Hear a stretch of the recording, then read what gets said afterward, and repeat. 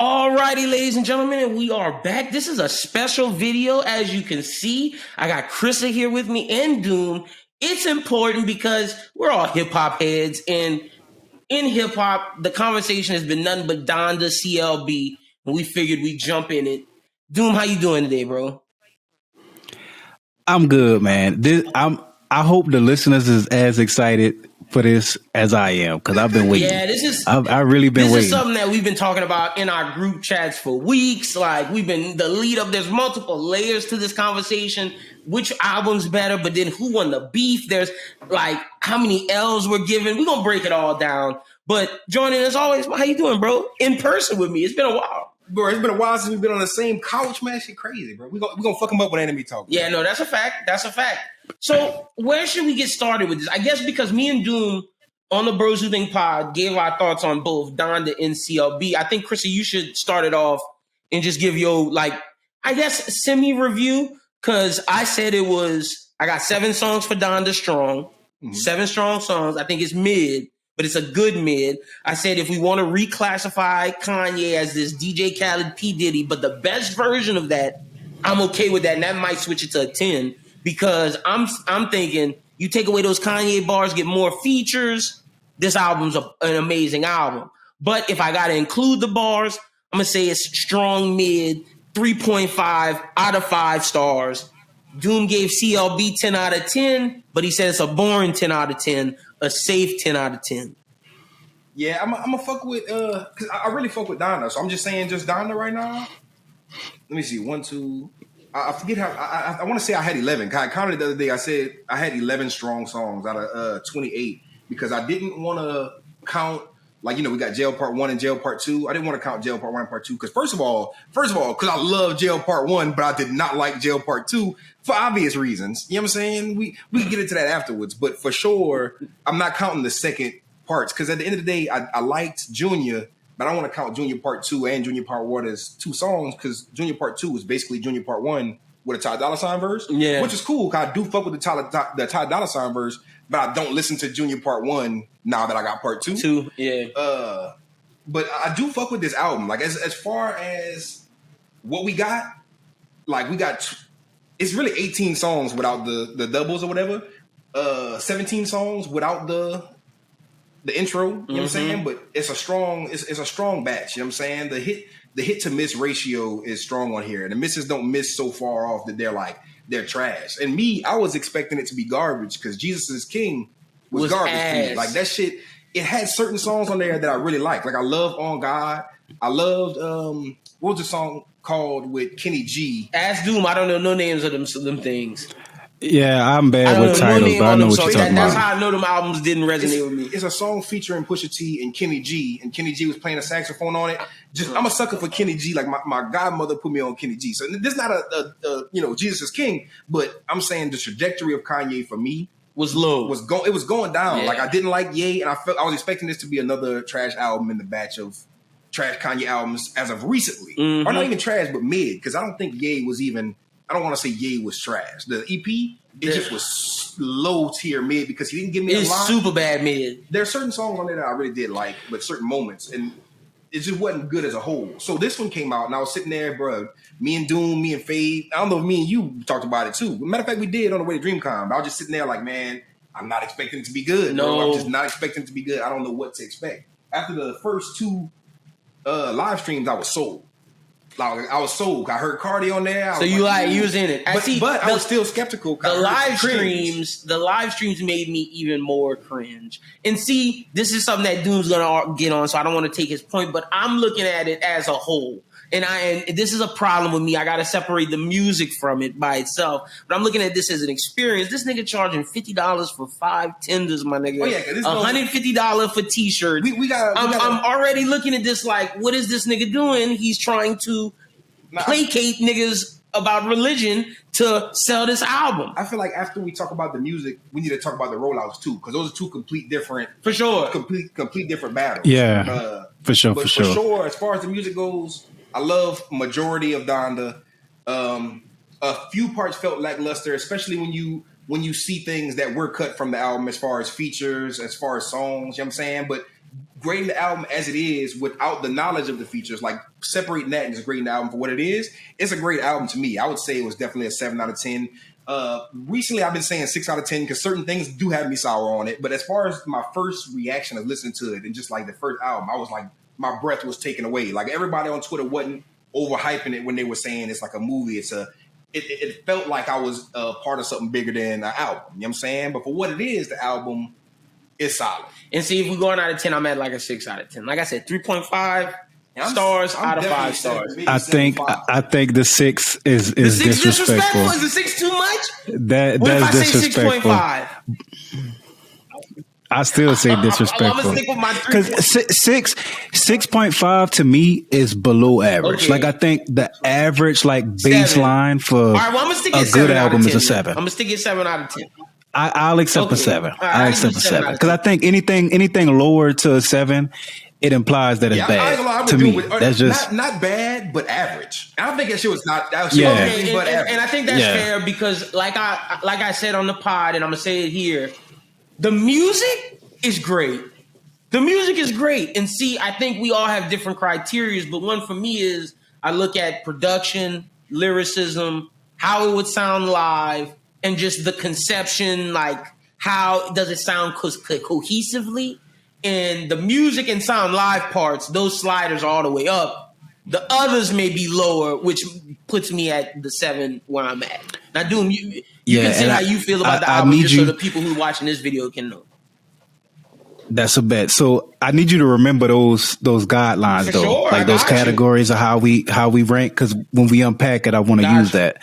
But I wanna say that my view on it is different. Like I view CLB, like the way that I rank CLB is different than the way that I rank Donda for one main reason is that they both in 2 different parts of their career, right?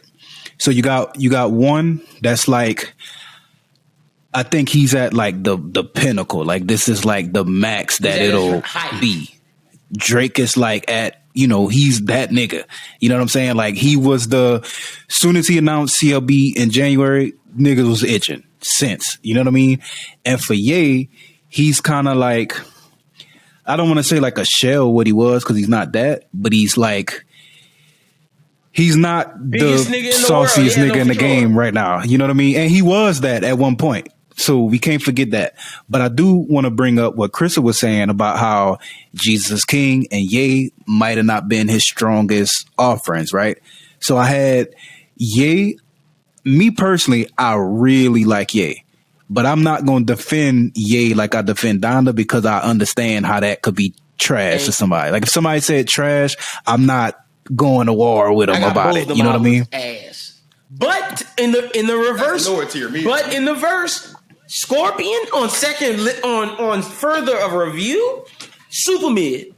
As a Drake fan, I'm gonna come out and say that so we can put all biases aside. Scorpion super mid, and I can see how someone says that's trash. But this is the thing with Scorpion. I felt Scorpion was super bloated. Like it just had too much songs that wasn't. You know what I mean? And then with Ye, it was too short with no real standouts. Like it was like 8 songs, but none of them was like mind blowing. Like if you remember that time, that's when he's doing the Pusha T drop, the Nas drop. It was the whole good music. Drop. Everybody that was good music. Everybody worthy of anything on good music. And they got tell an that EP. Certain albums were prepared by certain people away from Kanye.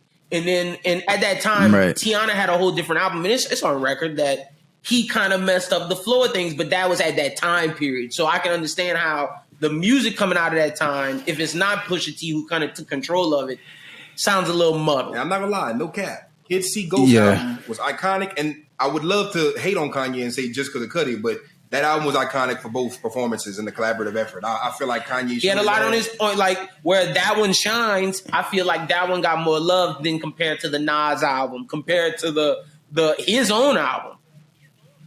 Yeah. And see, I'm glad y'all bring all that up because that shapes how I went into Donda.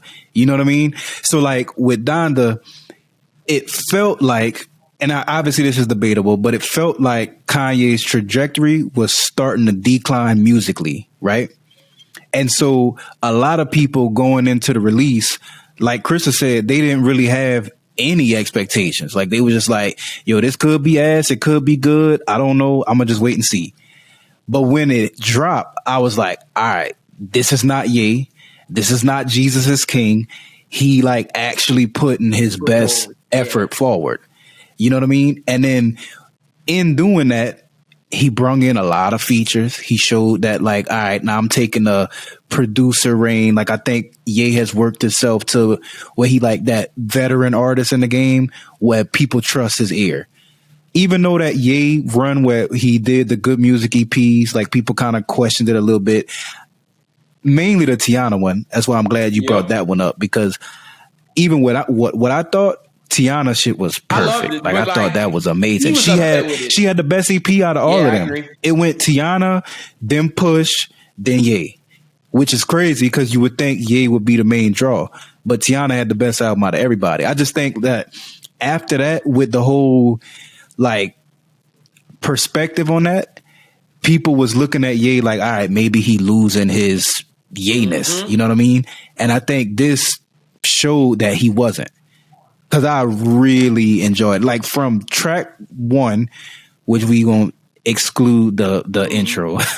That was just some crazy shit. But from track 1 on, every song that you hear, you like, all right, Ye spent some time on this. I don't know what he did or how he did it, but whatever he did, it was a lot of effort being put into it. Because before, I don't know if you remember with the Ye project specifically, like people was basically, they was feeling like Ye was purposely putting out bullshit under the guise of it being some creative genius type shit. And you know what I mean? That was a fucking iconic exactly. moment right there. Nah, it really was. And I think that shit is all purposely. Digging into that, like that was a 1,000,000,000% a Drake diss. Like that was him being like, fuck you, Drake, eat my dick. Like that nigga was like, poop. Yeah. Because that was supposed to be Drake's song. Lift yourself, bro. Yeah. I just really like Donda, bro. Like I really, I think it's like one of those where even 5-10 years down the line, I'm gonna go back to it. And that's just like, that means great album to me, because there's not a lot of albums where I do that. Even some really good albums, like I'll sit with it for a month or two, and then after a while, it's just like, all right, if this come up on a playlist, obviously I still fuck with the music, but you're not really going back to it. And this is something where like, we're a couple weeks out of Donda, a couple days out of CLB drop. This is a conversation we'll probably revisit for album of the year. At the end of the year, did it really stand the test of time? Because I think it's still hitting. Yeah, it's still hitting for sure. Now, Chrissa, we got your thoughts on Donda, my thoughts, Doom's thoughts. Tell everybody how you felt about CLB. CLB. Let me pull up the track list real quick. You know what I'm saying? I got like 4 tabs open on my phone. So CLB. Hey, and my bad. I was just gonna say, before Chrissa start, this is where the drama start happening. This is where it started happening. Did we say a word? Did we say? I'm just saying. This is where the smoke gonna start happening. But I apologize. Let's hear your thoughts. That, Donda is an amazing That's album. The thing. And we both also agree that Drake's album is good too. But he think I'm about to cape and put on the cape for Drake. But y'all know what time it is with me, man. I'm gonna keep it a 1,000,000% unbiased for the most part. You know what I'm saying? Because there is bias when you listen to music. You feel me? Because we all listen for different shit. Like as far as, that's a fact. What you look for. I know for sure you like lyrics. I know for sure you like musicianship and certain things about, the aspect of the musical aspect of it or the musicianship aspect of it. Me, I look for damn near everything, but like, I try to make sure there's balance. You know what I'm saying? Yeah. Especially with everything. That's my big thing. And with Certified Lover Boy, Drake. And this is what I know we're going to argue about this later. I know you would call this safe. A lot of people would call it safe. But to me, I love that aspect of it because this album feels like a Drake album. You know what I'm saying? Like, and it feels like the most, not to cut you off, it feels like the most Drake of Drake albums. Not even the most Drake, especially recently. Yeah. Because we've got More Life, which we argue. I dropped the hot take on Twitter that More Life was Drake's best album because it's my favorite album, personally. Revisiting it. I wouldn't say best, but I'm with you. After somebody said, I posted that. I literally posted on Twitter with the cover. I said, "Man, it's my hot take, bro." But More Life, Drake best album. Niggas got on. And I got out of there, and niggas almost unanimously said Never Was the Same Again. I revisited Never Was the Same Again, and I will say that is strong competition. That Never might Was be the Same was the that one. might be. We all know Take Care is Drake's best album for real. We know that. We all know that. Debatably so far gone, and we could include the mixtape as the album. But at the same time, More Life was so diverse, balanced, eclectic. It had so much shit going on. That was an that's something amazing we're gonna album. get into because niggas called this album safe, but the criticism after More Life was the guy's a culture vulture. The guy's going to London, taking London sounds. The guy's doing Afro beats. I ain't lie. That's my favorite album, but he was doing a little too much, bro. I didn't But need, see, okay, but then I didn't how need does 2 gigs features, bro? I didn't need 2 gigs. But my question is, how can we fault him for not being innovative in this album when he was innovative, you call him a culture vulture? And not only that some people did call him a culture vulture, but he did do it. He did. It's not like he's never not safe. My thing is, I've been wanting this safe album for so long because I love. And that's my thing. I love More Life, but remember the rollout? He was like, it's a playlist. It's not an album. And I'm gonna put a picture of my daddy on the front. It's a playlist. But I loved it like it was an album. And then he dropped Dark Demo Tapes, which was exactly what it was, demo tapes. Yep. We didn't get that classic Drake feel from those projects, even though I think More Life is a classic project. Even views from the 3, you get a little mix of both. But as far as More Life, Dark Demo Tapes, what was the other one he dropped in them? Oh, Scorpion. Scorpion definitely didn't feel like your traditional Drake album.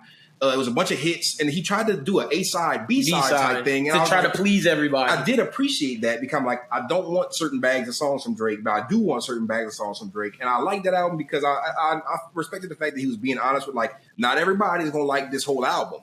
But, some people going to like this part, some people like this part, some people like this part. I'm trying to please everybody. But I'm in agreement with y'all that it was mid. I think it had high highs. And low lows. And low lows, for sure. The low lows kind of take it from being the great album that it could have been if he took enough time and care with it.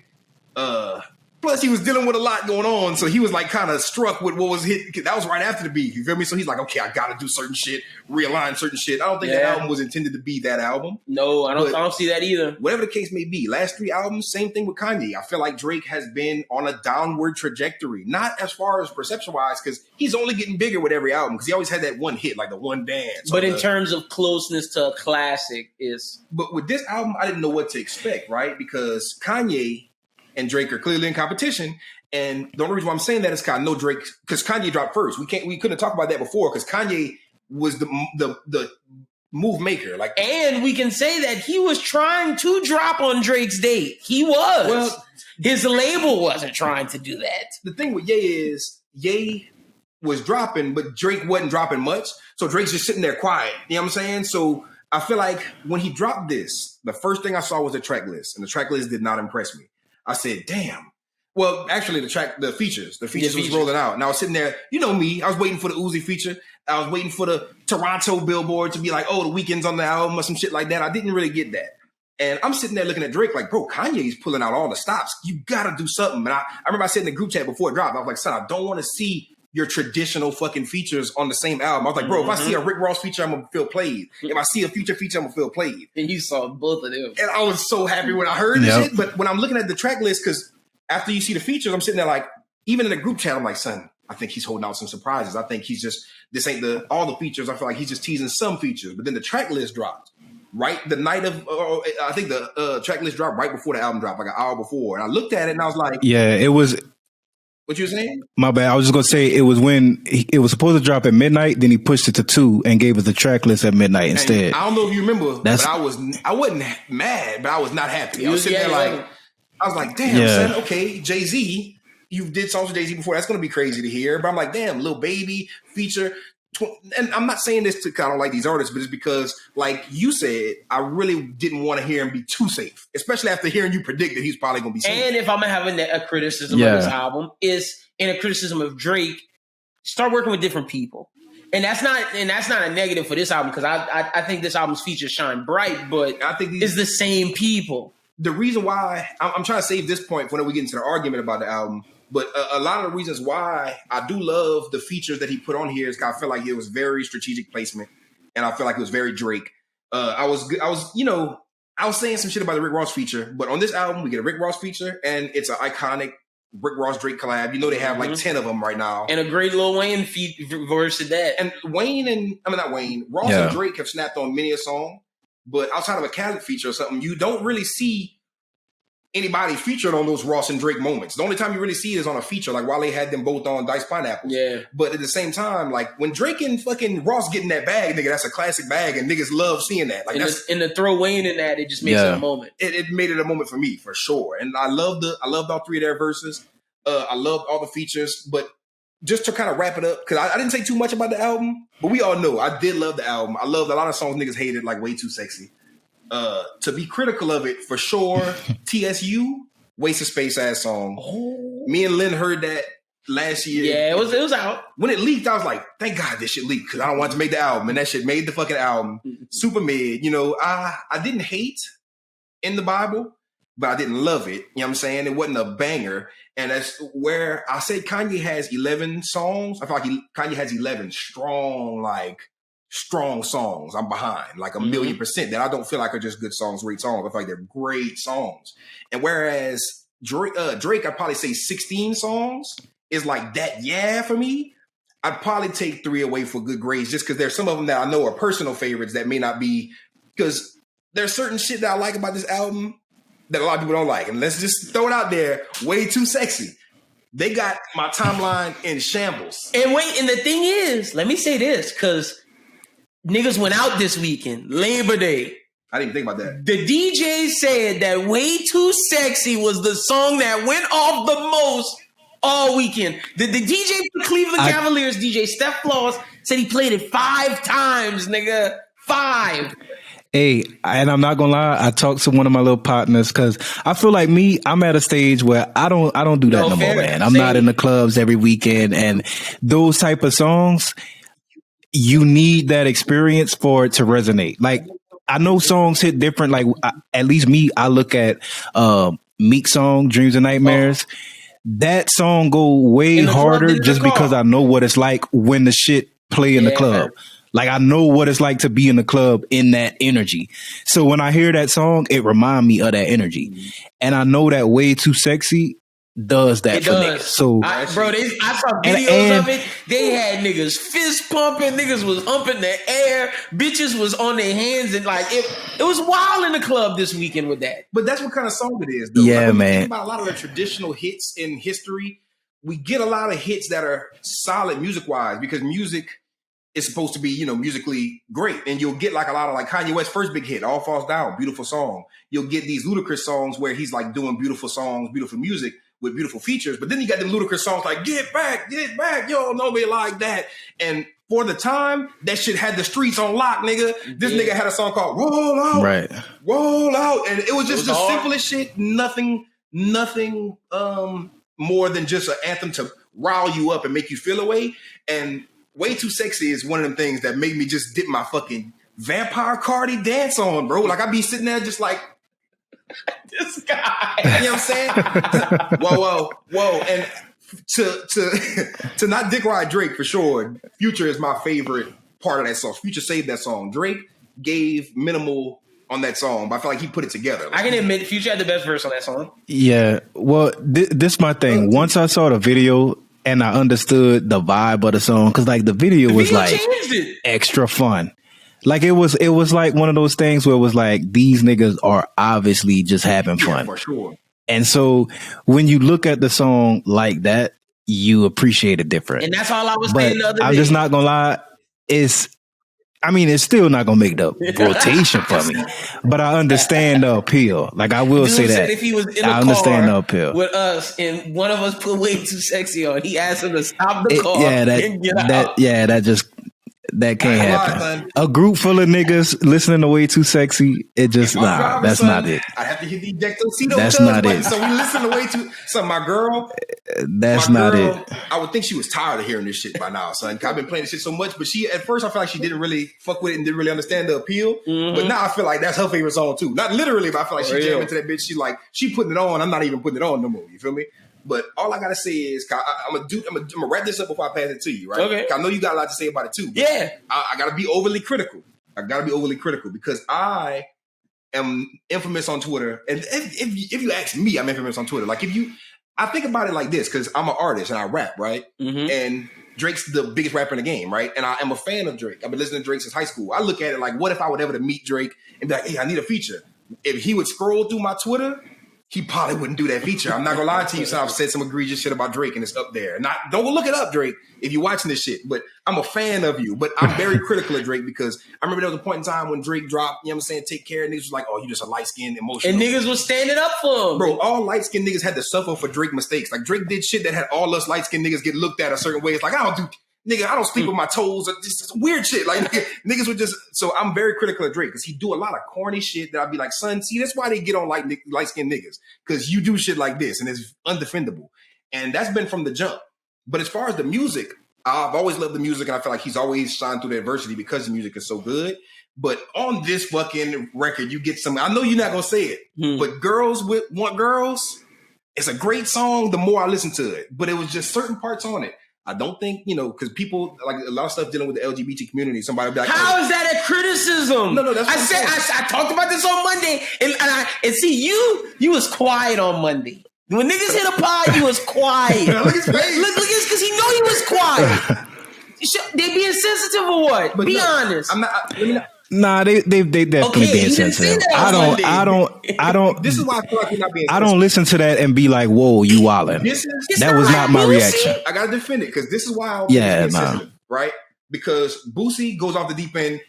Niggas be like, "You being sensitive?" I'm like, "Stop." No, but wait, now it's two different things. Boosie be wildin'. Exactly, Boosie be wildin'. And as far as the baby said some wild shit on stage. For sure. And my thing is, that's debatable on if it's worthy of canceling to most people, because I see it on the timeline. I feel a certain way about it, but to certain people, certain people don't. The baby shouldn't be canceled. Yes, the baby should be canceled. This ain't one of them situations to me. This ain't one of them things like. And that's all I'm saying. I don't think somebody would hear it and be like, "Get Drake out of here." But I will say, for your average person who knows, Kanye West was on that album talking about, I talk to God every day. So you think That's my bestie. You think he just catching some stray shots? Cringe. It's cringe. Like whenever Kanye said, "I love God," I talk to God every day. Pause. That's my bestie. Like it's a punchline. It's like Kanye. That's a traditional Kanye cringe punchline. But for most of the time, it works beautifully. Like when he said the asshole, bleach asshole shit. That's an iconic line because it's so Kanye. But he teeters that line so much that it's either legendarily Kanye or cringy. Okay. And he does that a lot. And you think that's cringy? Especially with his Christian shit. But Drake, that for sure was some cringy. I was like, hey, let me tell you this. I saw some lesbian girls I know was posting that and captioning in that, and I'm like, oh, so now it's the anthem. And I do and, like that. And it goes to what Drake was saying in his interview with Ellie Wilson. Let me shout him out. The first 2 days, niggas gonna say it's trash, fuck you, it's hate Drake. But then 5 days, a week later, that shit hit because he wasn't being negative to him. That song is hard. But not to cut you off. I'm gonna get my portion in a little bit. It wasn't negative, and it wasn't like he was hypersexualizing. He wasn't fetishizing them either. He was just saying we partners. We cool. As classic as a song They Dyking is for Boosie's discography. Oh, in 2021, he grew up on that shit, and you can look at it like it's what's the word, like empowering. Yeah, you could empower women, but Boosie doesn't empower homosexuals. That's just not what Boosie does. Nah, so that means that song is not. You go back at all. Yeah, if you go back and listen to the lyrics, there's nothing that was intended to be empowering in there. Nothing at all. Girls, he wasn't hypersexualizing lesbians. Nope. He wasn't, like when you get into the verse, he wasn't even keeping the whole song structured. No, he was just saying in that chorus, he was just like, we homies, y'all getting hoes, I'm getting hoes, I see y'all, we all lesbian. But it's just certain lines like, oh, you a lesbian, me too, that makes you go. Now, I will say this. Stop, Drake. Like, I got some bad Drake lines that I didn't get off on Monday. Dude, that Sierra Canyon bar, that nigga wild for that. Like, that's a wild bar. Saying the parking lot of Sierra Canyon is Magic City, nigga. Yeah, that's crazy. See, but you don't know because you're dating somebody mom at Sierra Canyon who got a fat ass. But that's a high school. That's LeBron's son's high school, nigga. Drake, that's why I say. But Drake just a crazy nigga though. Like I think that's one of those things where it's like, I am that nigga. I say what I want. You know what I mean? And for some people, they might listen to that and be like, damn, this nigga got the sauce. And then other people be like, yo, you doing too much. But I don't think none of it is offensive. That's why Kanye and Drake are so fucking yin and yang, because they're the same nigga, son. They both do that shit. Nah, for real. They both are super wild. They do wild shit. Kanye's the like fucking more extra, like Drake's more of an introvert. Like he'll be private and then do some crazy shit and you'll see it. Drake PC wild, Kanye wild. They both wild in different ways. Well, this is the thing. They both have maximum ego. Oh, yeah, exactly. They just maneuver it Super different. You know what I mean? On both ends. I say that just to say, this moment on Drake's album was cringy to me. Lil Baby fucking verse was trash, but Lil Baby verse was ass. I'm gonna keep it a beanie with it, bro. But at the end of the day, Drake, my nigga Drake. I do turn off Lil Baby verse on that song. I just will listen to all the Drake ports and then skip Lil Baby. I'm overly critical of Drake because I'm a super fan of the music.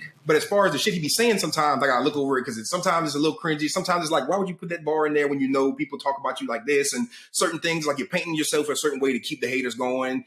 I look at certain things in there like, okay, I love Drake, but you give me some cringy Drake, some corny Drake on there because you just I'm not gonna say he's a corny individual, but you just got some. You got some corny sauce. He has corny tendencies, just like I look through some of the Kanye shit. But like overall, I fucked with it.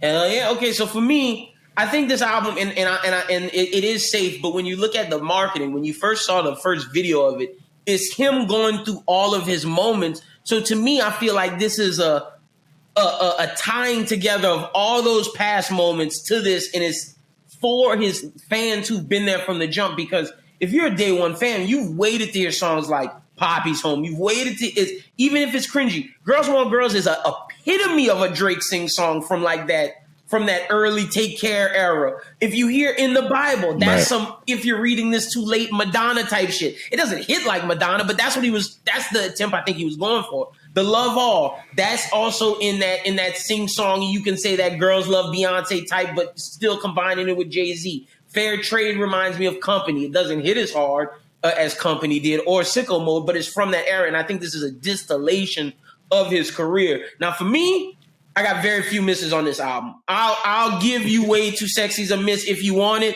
I'll give it to you. Like if someone's telling me, Lynden, that's a skip, I'll accept it. If someone's telling me Fair Trade's a skip, I can accept it. But I love that song. I think that beat is great, but I'll say this. I can't accept that one. It's not Drake and Travis's. Yeah, I can't accept Fair Trade. I thought you don't like Fair Trade.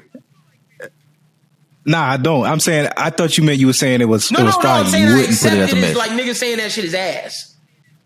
Okay, that's what I'm right. saying. Well, but I like this song. And not that it's ass, but when I think a pairing of Drake it's and not their best moment. Travis, it's not a Sicko Mode moment. Not even remotely close. You know what I mean? If you're reading this too late, that's what it's closest to. I think. Yeah. But if someone wants to say that's a miss, I'll accept it.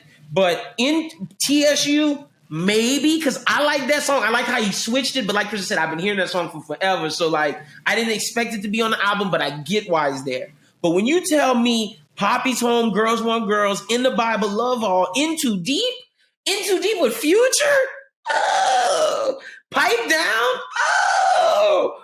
Yebba's Heartbreak. I want to go pre-order Yebba's album. Let's go. And then this is where we get to rapping Drake, in which I love, where the lyrics all matter. They mattered before, but this is where they really start to matter. No Friends in the Industry. Kanye, take a L. That one was hard. Knife Talk with 21 Savage. Hard. I gotta say this, and this is a shout out to shout out Project Pat, but shout out 21 Savage. You have had some of the best features on all these niggas' albums. And you are underrated. And I think 21 Savage, for me, it might be my favorite young Atlanta nigga. He really might be. And I know you niggas are both thug niggas. I know niggas love Migos, but 21 Savage don't miss, man. And they in a different bag, though. They are. And him and Young Thug are two completely different artists. Mm-hmm. But I'm just, in terms of like Atlanta rappers, I love 21. And I think in the context of what you're speaking on, as far as like, if you need a fire feature on your high tier album, 21 has not missed. Like, bro, I'm talking about, it started with a lot with J. Cole, and everything after that has been tier. And epic. See, you can even go farther back, and I know this is not a 21 conversation, but we're gonna give him his flowers.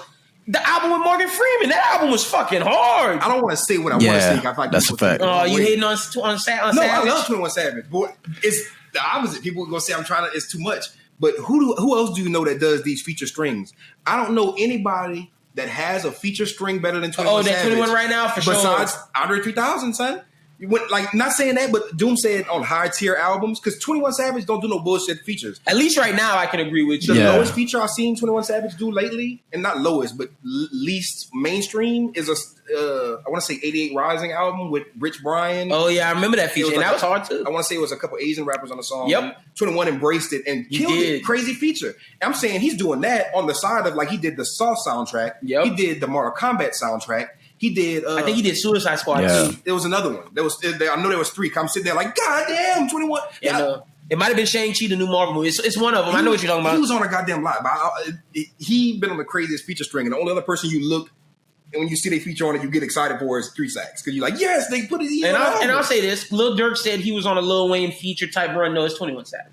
If we go, I'm sorry, Dirk. I love you, Dirk, but give anyone the Wayne feature run, I don't think anyone's ever done it. But if anyone today is close to it, I know some niggas might say Lil Baby. Lil Baby's over Dirk. I'm gonna give it to 21 Savage for sure. So shout out to 21. Yeah, I do think Lil Baby is very close to 21. I still give it to 21, but he very close. I can agree with that for sure. Very close. Now, then we get to 7 a.m. in Bridal Path. Love that fucking song. More Kanye shots. Bow bow. L's. Amazing. Keep counting the Kanye L's. I'm gonna keep counting all night. Don't you worry.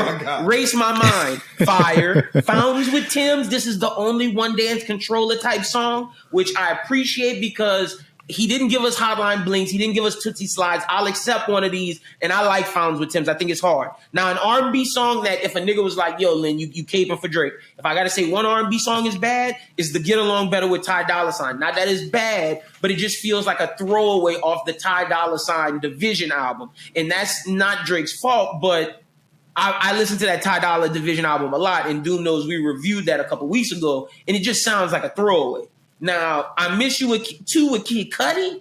Never thought in a million years we'd see that. Great song. Shout out to Cudi. Fucking fans, great. And then the Remorse, I love it. Like I said, this album, I'll accept maybe 3-4 skips. But other than that, for me, I think it's a great album. Now, Doom, what you got for us with the CLB? Now, this is where, like I said, this is where the tension come in the room. Because everything you just said was cap. It was a whole lot more. It was a whole lot more. But you gotta let me explain. You gotta let me explain why I feel like that. Because I give the album a 10 out of 10 for this reason here, right? Is because for the Drake fans like us, right? That's been there since so far gone, like the beginning, where it was like Wayne was the god and Drake was just the up and coming nigga. You know what I mean? We've watched, like that was literally it. Like that was literally it, bro. We remember the time where people was like, "You listen to Drake, like, you know what I'm saying? Like that he was exactly. There was a time on the young. Know who you are. Facts. And not, but hey, in those people's defense, we had the convo on the pod before. Tyga had an amazing run. That is one of the greatest mixtapes of all time, bro. Well done. Well done. That is one of the best mixtapes. It's top 10 for sure. Greatest mixtapes of all time. See, now you're saying top 10, but you were saying the first one was the best of all time. You were saying I stand on that. I could see debating it, but I will say there's definitely a debate for it. For sure. Okay. Like, well done. And I did say excluding Wayne mixtapes. Oh, yeah, I gotta say that. He did say excluding Wayne mixtapes. The Tyga Well Done is a great mixtape, but that's besides the point. There was a time where Drake on that Young Money roster, when he first entered the scene, where he wasn't even number 5 on the label. Yeah, you know what I mean? You know what I'm saying? And we've watched the ascent to now, right? So I feel like for those fans that have been watching the whole story unfold, he delivered exactly what those niggas wanted. And that's why I say 10 out of 10, because when I heard the album, it gave me like some songs came on, bro. And I was like, did he just have this in a tuck from like Take Care era? And we just now hearing it. Like it sounded like that. You know what I mean? So that's why I gave it a 10 out of 10, because that fan inside of me it scratched the itch for me. Like it This did what album it was scratched supposed to a lot do. of the old Drake itches. That's a fact. That's what he does. But when I look at in the perspective of like, we talking about only today, we talking about what we knew this was going up against Donda. Everything was just regular. You know what I mean? Not bad, not trash, just regular. And we've never really gotten regular from Drake in a while. Like, I don't think he's gonna have. Are you still going? Because if you open it up, I'm gonna ask you a question. Well, go ahead. I'm listening. So when we say everything regular, are we looking at lyrics? We looking at music? What we looking at when we saying everything regular? Just everything, sound, like lyrics, beats, song material, like the topics of the songs. Like it was very like, it was almost as if he was in the studio. Like, let's say he had, because you know he obviously been working on a lot of music for a minute. So let's say there was like 80 songs, right, in a folder, and he was like, we got to trim this down to an album list of songs. The best 20 songs. I think what he did was like, there was probably some shit where it was like he went to the left a little bit and was like trying something different, trying something new. You know what I mean? Because he's done that on albums in the past too. What we had the conversation about the Culture Vulture shit. Like he's experimented in other sounds other than just rapping and singing his little R&B shit. But this was literally like, let me pick the songs that will appeal to the widest audience of niggas. That's why I gotta, which is not bad. That's not a knock to me. No, I gotta call cap not just on that point, but just on the whole regular point. Just because I'm not gonna stay on it too long. I'm gonna pass it back to you, but just it's regular for Drake. Is what I'm saying, because it's Drake's bag. But if Drake never existed, that bag didn't exist. So to say he created that bag, right, he coming back to it, doesn't say that bag isn't good. That bag is good. It's regular for Drake because it's Drake's bag. Yeah. But he was in his bag, is what I'm trying to say. And it's some of the best of his bag. Right. And that's why when he says it's regular, I want to know, if we saying these lyrics are regular, then I have to ask, what are the Kanye lyrics? But no, I'm trying to say regular kind of equates to predictable to me. Okay. It's like you expect it. Like you expect Drake to do this, you expect Drake to do that. But at the same time, you certainly expect Kanye to do certain things, especially production-wise, that he always does and he will do. So that's why I say it was regular for Drake standards, but if we're looking at Kanye shit like that, it's the same. Like it's not, it's exceptional if you're looking at certain things for the music. You know what I'm saying? But yeah, well, but that's why I give it a 10 still, because like I don't want what I say to be taken as like a negative. I just think when you looking at it from the point of view of like you are battling somebody for the best shit out. Because we know that that's what that is. Like, and I'm saying not even just Kanye, but we know that everybody who's been quiet during COVID is opening the vault right now. So you want to put something out that is like undeniable. You niggas can't even have the conversation. My shit is the best. Oh, you just saying they can have the conversation. And yeah, this opened the conversation. Like now we waiting on Kendrick. Like, we got to talk about all of them. We got to talk about, and I still say, I know you didn't think Cole was necessarily in this conversation, but I don't think that this is just knocking Cole album out the water. I don't think this is just knocking Donda out the water. I mean, it's pretty safe to say whatever Kendrick dropped, that's not going to just be blown out the water by Kendrick shit. You know what I mean? Kendrick going to blow everything out the water. And see, and how I feel about this. But I'm saying number one, and I got to keep listening to this album, but as a Drake album for me, I don't know why I like it a lot as a Drake album. And see, the criticism, what are you talking about? What are you saying? You're not doing nothing new. Well, when Wayne was doing, what did Wayne talk about? What did Jay-Z talk about? This nigga's doing the Wayne and Jay-Z playbook of making the best songs for that type of market. Now, if you don't want that type of stuff of I'm getting money, I'm trying to get to the bag, women did me dirty, I'm fucking hoes. If you don't want to listen to that, that's cool. But this nigga ain't never did anything different but Why is it an issue now? People are saying we want to hear Drake talk about the issues. No, the fuck we don't. I do not want to hear Drake talk on Black Lives Matter. I don't want to hear Drake's thoughts on Trump. I don't want to hear none of that. I want to know Drake as the guy that what relationship you in with nigga right now and how you navigate. I didn't want to hear Kanye talk about Trump for sure. Yeah. But, and that's where why I think Kendrick has an advantage, because not only can Kendrick do the rapidy rap shit, he has his own version of a pop lane. And then he has, I can touch on what makes Black people feel good and talk about the issues to make them feel better. That's why I think Kendrick is the one that can take Tyler out of the number one spot right now. Because I still have Tyler at 1. And this is the thing. I think it's gonna be really interesting because this is his last album with connected to TDE, right? So I think what's gonna happen is we're gonna get Damn 2.0. And that'll be the last radio shit that we hear. I think that now, separation if he does a radio album, my nigga, Drake can still get done. You better not go hit for hit with that nigga. No, Drizzy. see, this is the thing, though. This is the thing. Good. I think, Damn is one of the best shits I ever heard. And I love that new song. I love that. He's smoking on Kanye. It was nice. Drake, Tyler, and fucking Cole. He's smoking on the top 5 tonight.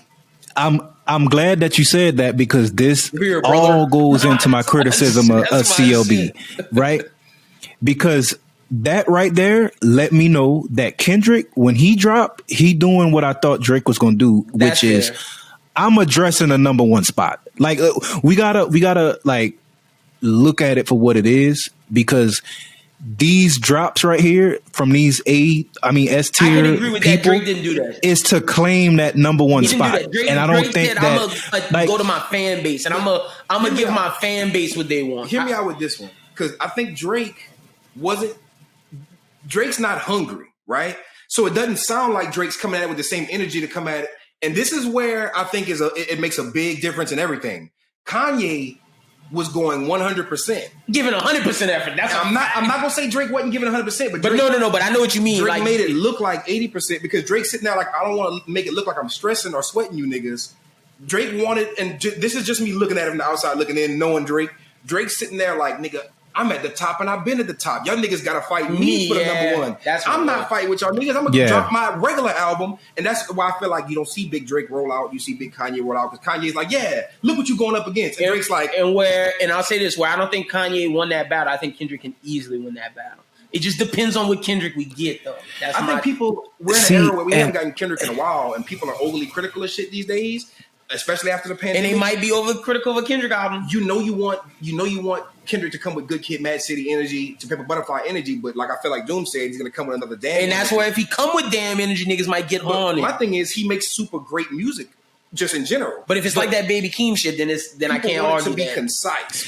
People wanted to have that album with a big, blow your mind movie, because Damn and To Pimp a Butterfly, Good Kid, Mad City, and To Pimp a Butterfly was Donda, basically, essentially, as far as thematic, and had a signature point wrapped around it. It was like a movie. It felt like it was bigger than the album. Damn was just a great album.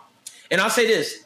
The reason why I have Tyler 1 is because Tyler matches all the categories. Concise, lyrics, message, and can it be played live? All of it, Tyler knocks it all out the park. It's hard to do that and drop hits, and Tyler's doing it. But this is the thing. This is the big factor in why I like Tyler shit so much, is because literally, not only does it not sound like anything else out there, but it's so intense with whatever he was doing that even if niggas tried to go and recreate it, it would be fucking hard. That's a fact. You would need a team of niggas to try to recreate Call Me If You Get Lost. You know what I mean? That's why I got it number 1 but that's what I think. And I'm not saying that Drake has to do that, because I know that what Tyler do is super experimental. He meshing all type of genres together. You know what I'm saying? But I just wanted to see Drake at least give me 2 or 3 songs where you just stepped out of the underwater 40 beats, or you stepped out of the TikTok trap dance songs. You know what I'm saying? I'm an athlete, boy wonder, rapidy rap beat thing. If he not doing his underwater shit, he doing the I'm Athletes love this shit. But my nigga. thing is, that doesn't take anything away from the actual album. I agree. That's an expectation of what the album could have been. But imagine if when Trippie Redd said, "Hey, I'm dropping this rock album," when he dropped that album with Travis Barker, people expected the hyperpop album he just dropped. It's like he told you he's gonna give you a rock album, and it's just like when Thug is traveling out to do this Pink album. This is not gonna sound like nothing Thug has ever dropped, and he's making that clear. With Drake, this sounded like he wasn't trying to make something. He was trying to give you the best Drake. But album again, but that's my thing. I think he told us what he was giving us. If you look at the marketing for this, from the jump of that trailer. It's a reason why this album is so Drake, because it's a distillation of all of his moments. This is I don't want to say a greatest hits, but this is like I'm going to show you everything I did up to this point, and this is that. Like, this is the most that it can be. Yeah. Now, if the next album sounds like this, then we can have major beef with it, because I expect him to do something different. Just like I was saying, I'm not going to lie. We haven't had this album in a while. He can't keep doing that same, I'm going to do something different, I'm going to do something different, I'm going to do something different, because he hadn't stuck to his core bag in a while. Yeah, true. And like, the reason why I love More Life so much, and I think people hate it for this reason, but he came out before and said, hey, this ain't an album. It's a playlist, but it's not a Drake album. But that's to make. This is what people expected for the Drake album, not More Life. But he wanted to give you More Life and be like, "Hey, I'm not telling you it's a playlist to be like it's not an album. Don't take it serious." I'm experimenting, because people were saying, "Oh, you're not taking it serious." He's like, "No, it's just not going to sound like a Drake album. I don't want you to go into it expecting." And this, I gotta get this off because it's a big point, and why I feel like it is super good and it's a classic, because Lil Wayne turned me off. Pause. Of his music a little bit when he stopped, and not turn me off, because Carter 3 is one of the best albums of all time. I love that album. But it fucked me up when he didn't do what Wayne does. Up until that point, Carter 1 had Fly In, Fly Out. He had skits on there, On the Block Part 1, On the Block Part 2, On the Block Part 3. Carter 2 drops. He has Fly In, or Walk In, Walk Out. And it's like, man, amazing. Or I think I switched him up. I think Carter 1 was Walk In, Walk Out. Yeah. He had that key. You know, he gave me that Carter, and then Carter 3 was a great album, but it didn't feel like the first two Carter albums, and it turned me off a little bit. It felt like and I don't want to say this is Drake's Carter 3, but that felt like a distillation of all the Waynes. Mm-hmm. And then we get pivoted to Rock Wayne after, and it's not that same. It's not Carter 1. That Carter 3 is a distillation of the mixtapes and the first two albums. And I love the Carter 3, but this is what I'm getting at, and why the Drake shit is so special, right? Because Carter 1 and Carter 2, like I remember when I heard Carter 2 for the first time, I was like, damn, he kept with the theme of Fly In, Fly Out, Walk In, Walk Out. He kept with the theme of the On the Block skits. He kept with the theme of in the middle of the song having the same, like an actual song on the same beat as the Walk In, Walk Outs. And I look at it like that's Wayne's bag. Like when you listen to Dedication 2 and Dedication 1, he tries to do it, and like especially with the dedications with DJ Drama, because every dedication with DJ Drama, he gives you that same dedication feel on every dedication. Whereas on Drake's albums, and you don't get this on More Life. I don't think you get this on Views. You might, but I don't think you get this on not a lot on Views. He has the Calm, the Ride. Now we have the Resonance. We got the Remorse on this. That's a part in a Drake. That's a part in the Drake collection. The 7 a.m. is a part in the AM collection. And again, this is supposed to sound like that. It can sound different. Yeah. And my bad. I was just going to say, but that's the exact reason why I gave it a 10 out of 10 and still have my complaints about it, is because everything you just said, he addressed that on this. And like Lynn was saying, it sounds like everything we loved about Drake up until now. You know what I mean? It just wasn't in the context of battling these other niggas. I don't think it's going to just get it done. That's exactly why I say I don't think Drake had the attitude that like I'm battling Kanye. He's like, I'm going to drop a great album. Kanye's going to drop a beef album. Like you're going to make your whole album about to try to be And my whole album is about, and this is a key point in why. And I thought we about to get into the debate for sure, because it's going to sound like I'm disrespecting Kanye. That's why I want to be super, super, super pro Kanye at the beginning, because I am critical of the album because it's a great album musically. I love the songs. You know me, I'm a Uzi type nigga, right? I listen to EA. Mm-hmm. Not because I'm a dick rider, because I didn't like the song with Sid from Our Future. I didn't like Venetian. I didn't like, what that song with the Travis Scott feature? Priceless. Yeah.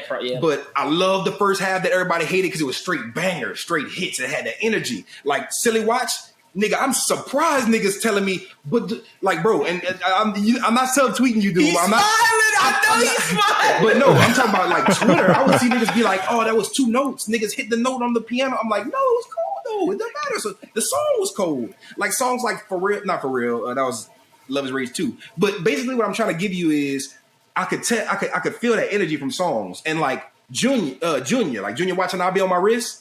That is that song for me. That's why I love Donda, because he gave me them songs. I know you love it for other songs too, and I do as well. Like the super musical songs, those shock me because a lot of the times that can be my bag, but a lot of times I feel like people don't do it right. But I forget that Kanye is one of the people that always do it right.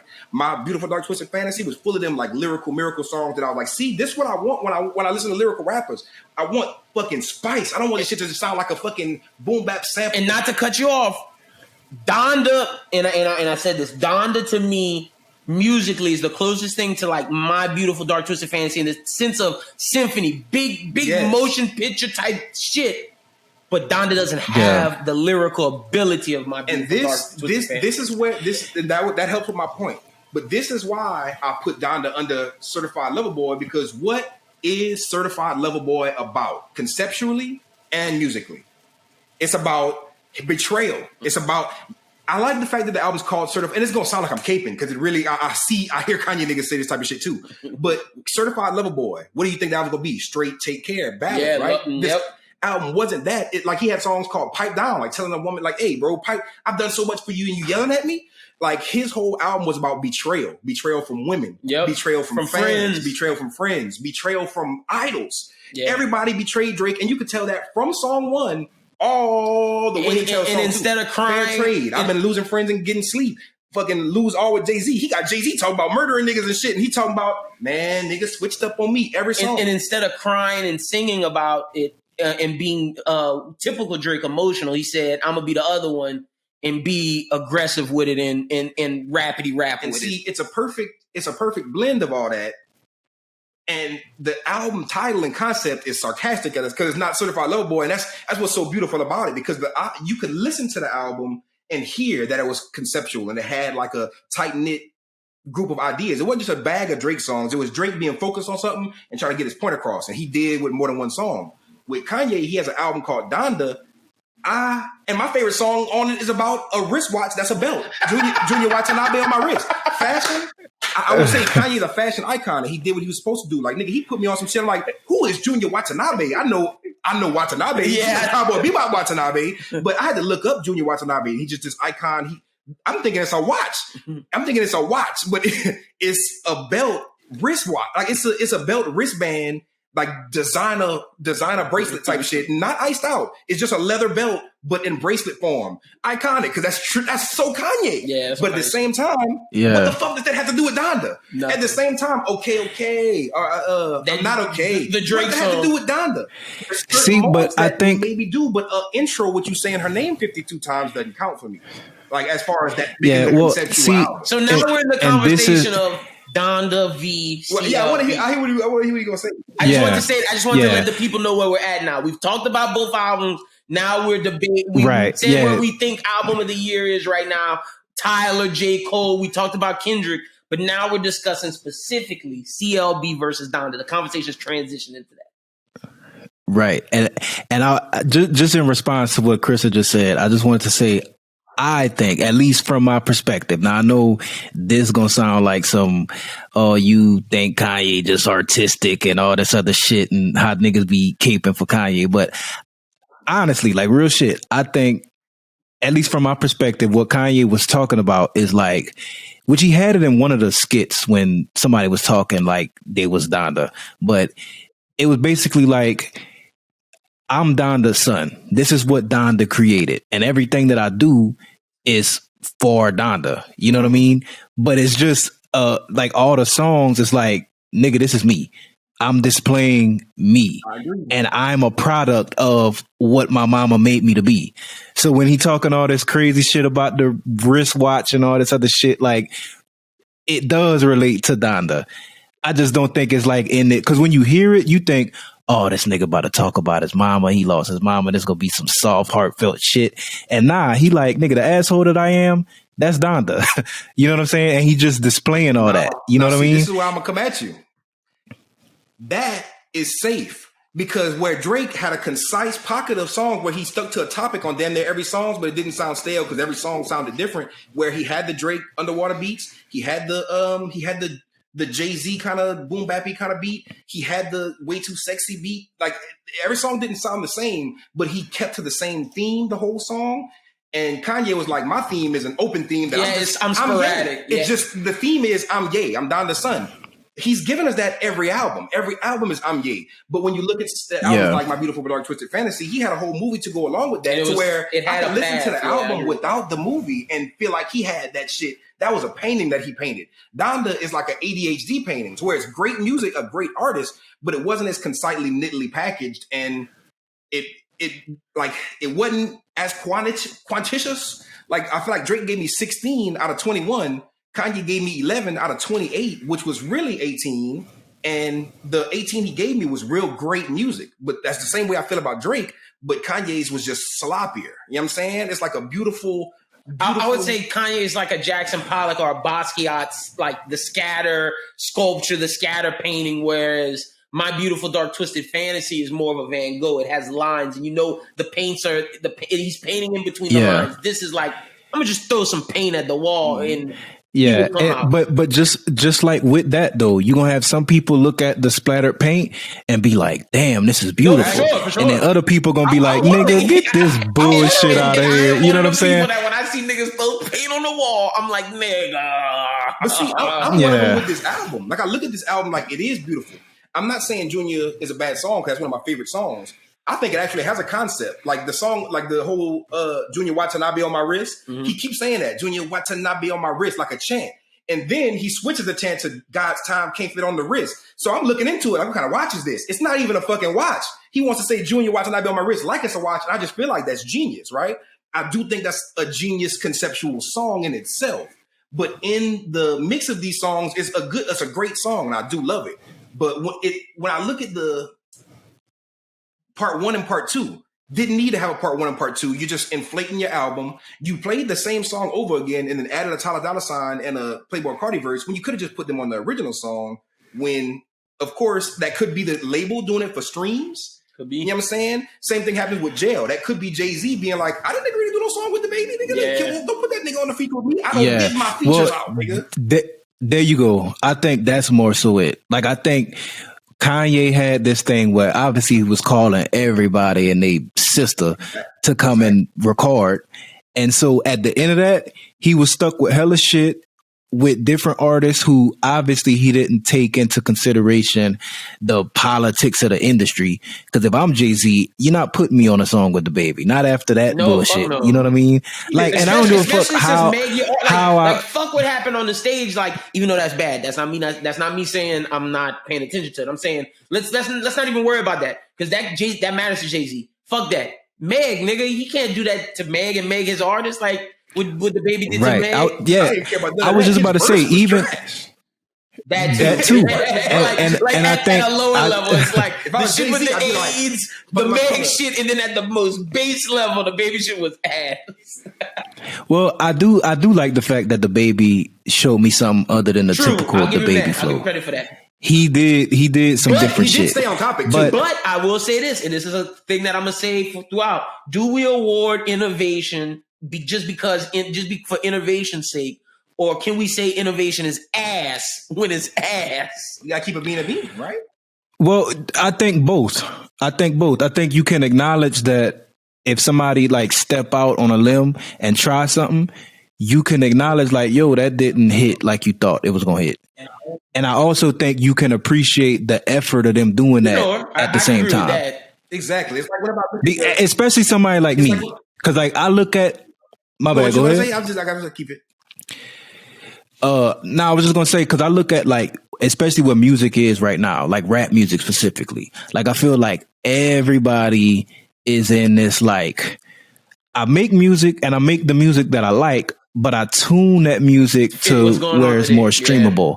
Yeah. I tune that music to where it's like not going to offend anybody. I tune that music to where I can add in some type of little marketing promo run to it. It's like they focus on that. And I feel like Ye is one of the few artists. I'll even throw Kendrick in there too, but he's one of those dudes that is like, I'm literally going out on a limb and it's all musical. Like, I don't think any of, like, because Ye know that the other shit, he can do that through his antics. Because he gonna always. I call cap on that too. Because Kanye, I'll give him applause for doing the music side of the shit, but some of that shit he doing is 100% clout chasing let me, to the core. Just the fact you put the locks on your album after they won a versus, nigga, that is clout chasing. That's true. Well, I don't know. Who's hot? Like, is the locks not hot? Who else got the locks? He would have never put the locks on that album if they didn't beat Dipset. There was a last minute edition too, right? Right, but this is the thing though. Like, I feel like, let's say you in the mall, right? You see a fire shirt, you like, I'm gonna cop that. And then right before you get to the checkout counter, and then somebody like, oh, you like this shit? I got something in the back that's like super hot. And then you like, oh shit, well, I'll just get that one instead. Sir. I think that's what happened with the locks. That's what happened with the locks. Them niggas was on the forefront. Like, you know who the locks is. Be like, hey, you should put this on your album too. It's hot right now. I'm like, okay, you're attributing him not doing shit like that. But that's clout chasing. You're not supposed to take this shit in the back. You're like, I'm doing for this. Like, I get what you're saying. I get what you're saying. But see, and I know what y'all saying, and I'm agreeing with what y'all saying. Like, it was absolutely because them niggas won a versus and it was the hot topic recently. Like, no doubt about it, right? What I'm saying is, I don't think that changes where he went musically with the album. That's why I got to disagree with it. Wait, you say yourself that he is coming. It's a competition, and I, to that point, say he came at Drake like he's competing, and Drake laid back, just dropped a great album. Kanye's album sounded like competition, competitive nature in an 88 form, in the form of an album. It just so happens that Kanye is a great artist, and this is the most driven he's been in years. I've never seen Kanye this driven. I've never seen Kanye doing anything this thematic since he was standing on that big fucking square in the middle of the stage. This is him. He's finally back in that Kanye artistic bag, but at the same time, he's doing it sloppily. When I look at the features on Drake's album, right? I was mad because they were so fucking predictable. He chose them for the purpose. Like he put Project Pat with 21 Savage, and I do agree that Kanye made his features sound great. That's not what I'm saying. Some of those features are chosen just to get a reaction. But that's the thing. He had a bunch of great features. And does that mean that your album is concise when you putting certain niggas on? You put the baby on because you know niggas gonna say, "Wow, the baby on a Kanye album." Exactly. That wasn't a musical decision. That was him being, and he said it himself. He said the baby has to make the album. The baby is the only artist that said he would vote for me when I was president. And that's why that's a negative for me. It wasn't because he was trying to make the album great. He was trying to fucking get the baby back a face. As a real nigga. Yeah, but I think that's separate from, I'm trying to think of the right word. Like, because I don't want to say sound, because obviously, like, he picked those artists for certain sounds on the album. He did not put the baby on there for music a sound. He put him on there. He put the baby on there for a favor. Yeah. And because he knew putting the baby on the album in the midst of him being canceled would not only be a big event, but an event he wants to stand on the side of. I fuck with him even though he's being canceled. That was the reason why I was on the album. It wasn't musical. It was because he... Right. And you could say that his mom raised him to do that, but that is not enough. And I'm going to say this, and this proves this one. The fact that Soulja Boy got a text and a call to come on the album to make a song, you going for clout chasing. And if that song would have sounded good, you'd have put it on there because you could justify the clout chase. I don't think it's clout chase. So you got Soulja Boy ass out of there. Well, but that's exactly it though. Like I think it's just as simple as that. Like you call Soulja because he hot. He whatever Soulja doing, we can admit that he's as hot never as Soulja before in life. He's the hottest he's been since fucking Crank That. He's all over Twitter and niggas gonna be like, oh my gosh, Kanye put Marilyn Manson on the album. Yeah, and apparently what I didn't know is he was in some like sexual allegation shit. Like shit. That's what I'm trying to tell you, niggas. I didn't know that, but I think what Kanye is doing with that is like, obviously, you know that's like the shock value shit. That's gonna have people immediately. Niggas see.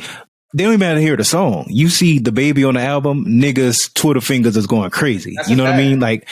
I agree with that, but I'm saying even with that being said, Jail is gonna be Jail, regardless if the baby is on that either way. But Jail Part 1 is iconic. Jail Part 2 is a garbage remix of Jail Part 1 dropped on the same album. No, it is.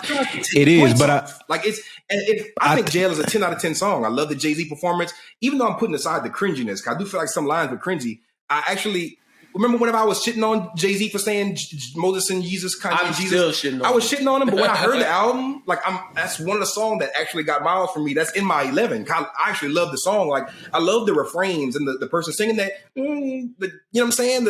I think Kanye had a lot of reverb on his voice singing on there too, but he had the choir singing the Jail part. Now I love that shit, but I feel like the baby, the Baby remix was fucking pointless. It just takes points off the album. Well, but this is what I think happened. And obviously this is still a negative, so I'm agreeing with you. But I think he got these artists. He wanted Jay-Z and the Baby to be on the same shit.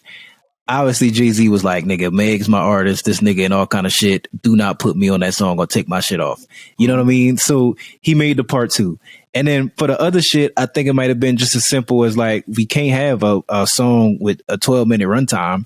Let's just split it up and make a part 2. Junior, look at the time of Junior. Look at the time of the original Junior and the time of the remix. The remix isn't egregiously like long.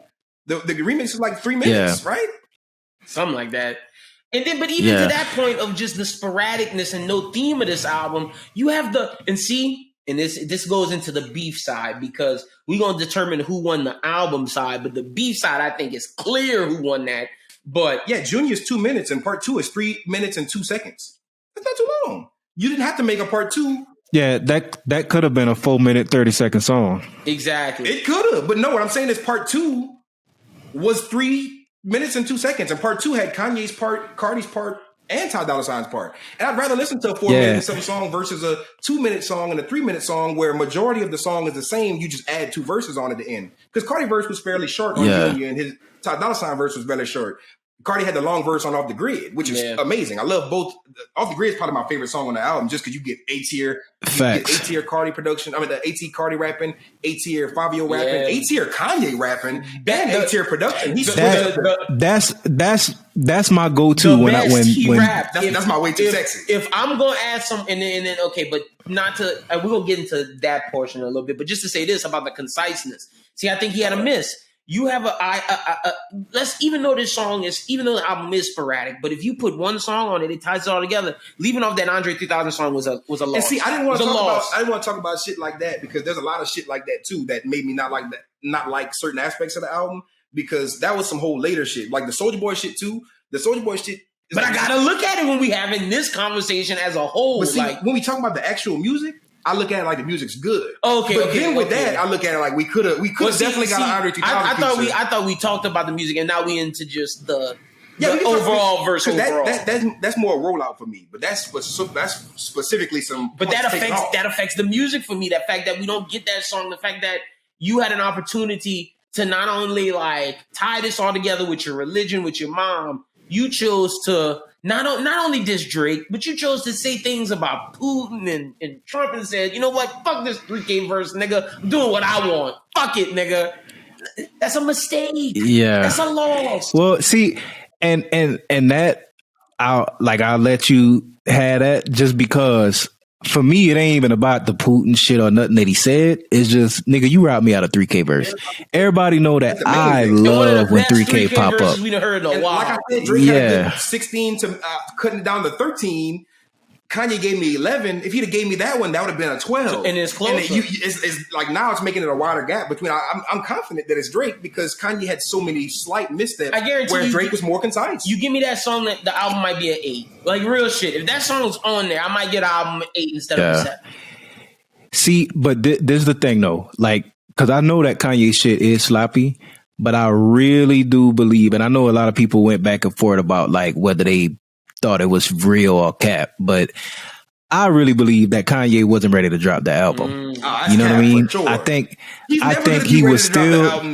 But that's the thing. That's why it went out. Is because I think if you the label, be ready to drop the album, I can't give you points. And I think he's never gonna be ready to drop the album more because he was waiting for Drake. I know he was waiting for Drake, but Drake was sitting there like, nah, bitch. But I do think you, nigga. That's why Drake. Yeah, well, that's the thing. That's the thing. 2 reasons. I think the label looked at it like, if we wait till Kanye feel this shit is perfect, it ain't gonna never come out.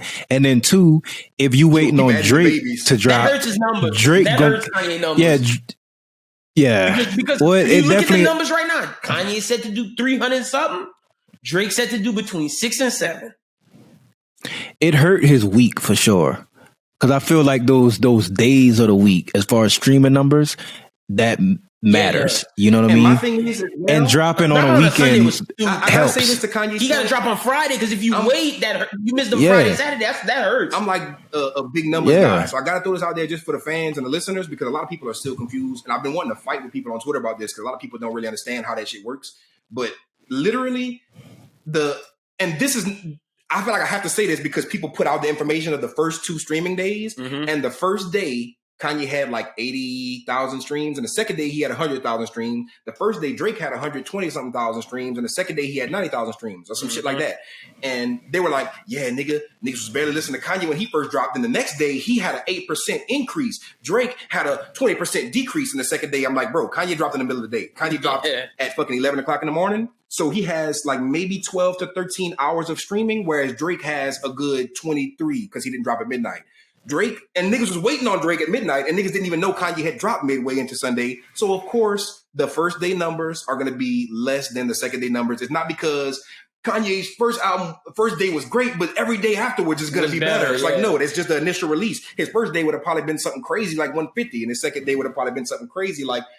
And I'll say this, and I know Doom might not agree with me. Say this is cap, but just from what I saw on my time.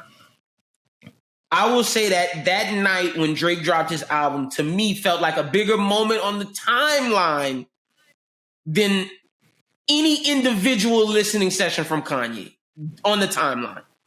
I don't know about all that. I can't say that. Yeah, I don't know. The second and third, because them live streams was everybody was talking about that. Was losing his fucking mind. But the everybody, CLB timeline was nuts too. I will say that they were both nuts. For sure. It was nuts. But you know that niggas gonna talk about the Drake album. I'm just saying, when them live streams was happening, we can't just see that like, oh, so you gotta think about it too, though, because Drake, we was on that shit that night, but Kanye had that shit left for impact. We was talking about that shit for a week after the first. After the first, true. That's then true. After not the first, I mean the second live stream, and then the third live stream, niggas was just itching for the album, but he didn't let it sit long enough. He dropped the album on that. And I think but see, that's why I said what I said, because I think it's a mistake of him doing 3 live streams and not dropping the album at the height of it, because he could have had that moment, but niggas was like, oh, it's not dropping. So the moment of Drake going into the next day of everybody talking about it, everybody listening, you didn't get that album. So I don't think he got the full moment that it could have been to be bigger than that CLB moment. Because if you'd have dropped it either on that third live stream or that second, I guarantee you, it would have been talked about way more than it was. If you'd have actually dropped it. Yeah, but I don't know. I think, at least in my opinion, and I could be wrong, and our timelines could be just completely fucking different. You know what I mean? But I think when Drake dropped that, while it was a moment, don't get me wrong, because when Drake dropped, it's going to always be a moment. Like, this nigga can come out tomorrow and say, I'm just re-releasing some old music. And that's going to be a moment. But that Donda shit, like, I was telling Chrissa, I was like, bro, I don't want to hear what's in these live streams, because if he changed something that I really love, it's going to ruin the album for me. So I just don't want to hear it. But nigga, I'm saying this was like a fiend trying to quit dog food or something. Like, it took me everything I had to not go listen to the live stream, because everybody was hyping this shit, bro. Like, they made me feel like I was missing some once in a lifetime. Timelines was hyping it for real. Niggas was talking shit on. I went looking. I didn't even want to look. But no, niggas was talking shit. But niggas was talking shit about Drake too. Yeah. It's just that adds to the hype. Like, there's a lot of that means everybody was watching it. If niggas are talking shit about it, that means I can't escape it because the timeline won't shut up about it, and it's not that cool. But at the end of the day, a lot of the timeline fucking would make us still talking. No, that's a good point. But they were still talking. And I would attribute that to the rollouts for sure. But I'm not gonna lie, man. I had to listen to it, and whereas I was sitting there waiting for that album to be garbage, bro, that live stream turned me all the way around. And then when I actually got Donda, I was still happy because I got a lot of the moments I wanted on Donda. But man, not even the Andre 3000 verse, which we weren't even supposed to hear, the Soulja Boy shit we weren't even supposed to know about. This nigga showed me a Cudi verse and then said, you can't have it. And not even that, because you know how he said he didn't want to drop the shit? He wasn't ready to drop. He made the second live stream and he had a Cudi verse on Remote Control. Then he dropped the third live stream and there was no Cudi. And right there, remember how I was mad? I was like, son, why would you put the baby on Jail instead of Jay-Z? Why would you take Kid Cudi off of fucking Remote Control? I'm mad because you as the artist giving me the rollout are fucking me over. You know what I'm saying? And this is why I feel like Certified Lover Boy is better as well. Because first of all, Kanye, you give me a Jay-Z feature. I love it. But it's cringy because the nigga talk about Moses and Jesus, talking about Return of the Throne, talking about goddamn all kind of shit. He gave me kind of crazy because on that Drake verse, he gave me that aggression. I never heard Jay-Z talk about, you know I could kill you, right? You know I could put billions on your head, but I'm chilling. You the one talking violent, but I could kill you, right? Jay-Z that was the most crazy, impactful verse I ever heard Jay-Z spit because he was sitting there like, nigga, I'm a billionaire. I'm not doing that. You know you living like that too. Why you acting like you gonna kill me, my nigga? I could kill you, but we're not living like that. Stop flexing for the people. And the Jay-Z verse was just powerful to me on the Drake album, and it didn't really mean much on the fucking Kanye album because he was pandering to Christians, saying Moses and Jesus. He's like, Kanye, you doing Christian shit right now? Let me give you a Christian bar, because I know you trying to drop a Christian album. Oh, niggas miss Return of the Throne? Let me give them hope and say this might be a Return of the Throne, like Watch the Throne revamp kind of thing. Now, that's the Jay-Z feature for feature. When you give me the Cudi feature versus the Drake Cudi feature, Moon is an iconic song. Moon is great. But I heard somebody tweet this, and don't say I'm trying to hate, but somebody tweeted, damn, finally, Drake album dropped. Now I could get some hi-hats. Kanye didn't have no hi-hats on Moon, no percussion. Whereas I feel like that song was perfect. It was kind of short. I didn't get a Kanye verse. I wasn't mad I didn't get a Kanye verse. I got some Kanye vocals, but I got that perfect Don Toliver hook over that perfect beat. And then you let Cudi's vocals perfectly air out over that perfect beat. And then it ended.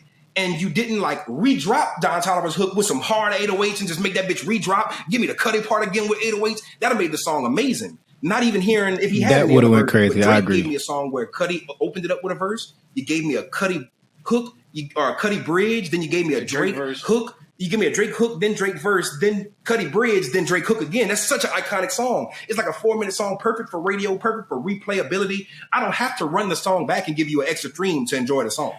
You know what I'm saying? That's a good point. Like the song was full. I didn't hear the second Cudi refrain and be like, damn, it's too much, and cut it off. That was the perfect song to me. And it dropped. It had like a escalation, a de-escalation. Kanye shit was just a beautiful song, and then it was over. It could have been way better. And it was a great song. Yeah, but I'm looking at feature for feature. I do think, and my personal opinion, I like Moon better than Drake Cudi feat, but we don't have to debate that. I like the fact that I like Don Toliver's shit a lot. I was just looking at it in the scope of Cudi feature. Doom, I want you to talk on this too for whatever you're about to say. Add this in there too. How can we say this album is better when the best moments are from other artists? Yeah, because Drake had highlights from other artists, but Drake stole the show on his album. Drake, on his album, Drake is the biggest moment. I was initially pulling up the Kanye album just for fucking Cudi. I don't know if Kanye is the biggest moment on his album. Don Toliver, I love. We talked about Cudi. Fabio had the best verse. Outside of production, do you love Moon for Kanye? Like, I don't love Way Too Sexy for Drake, but I can admit that all the solo songs I loved on Drake.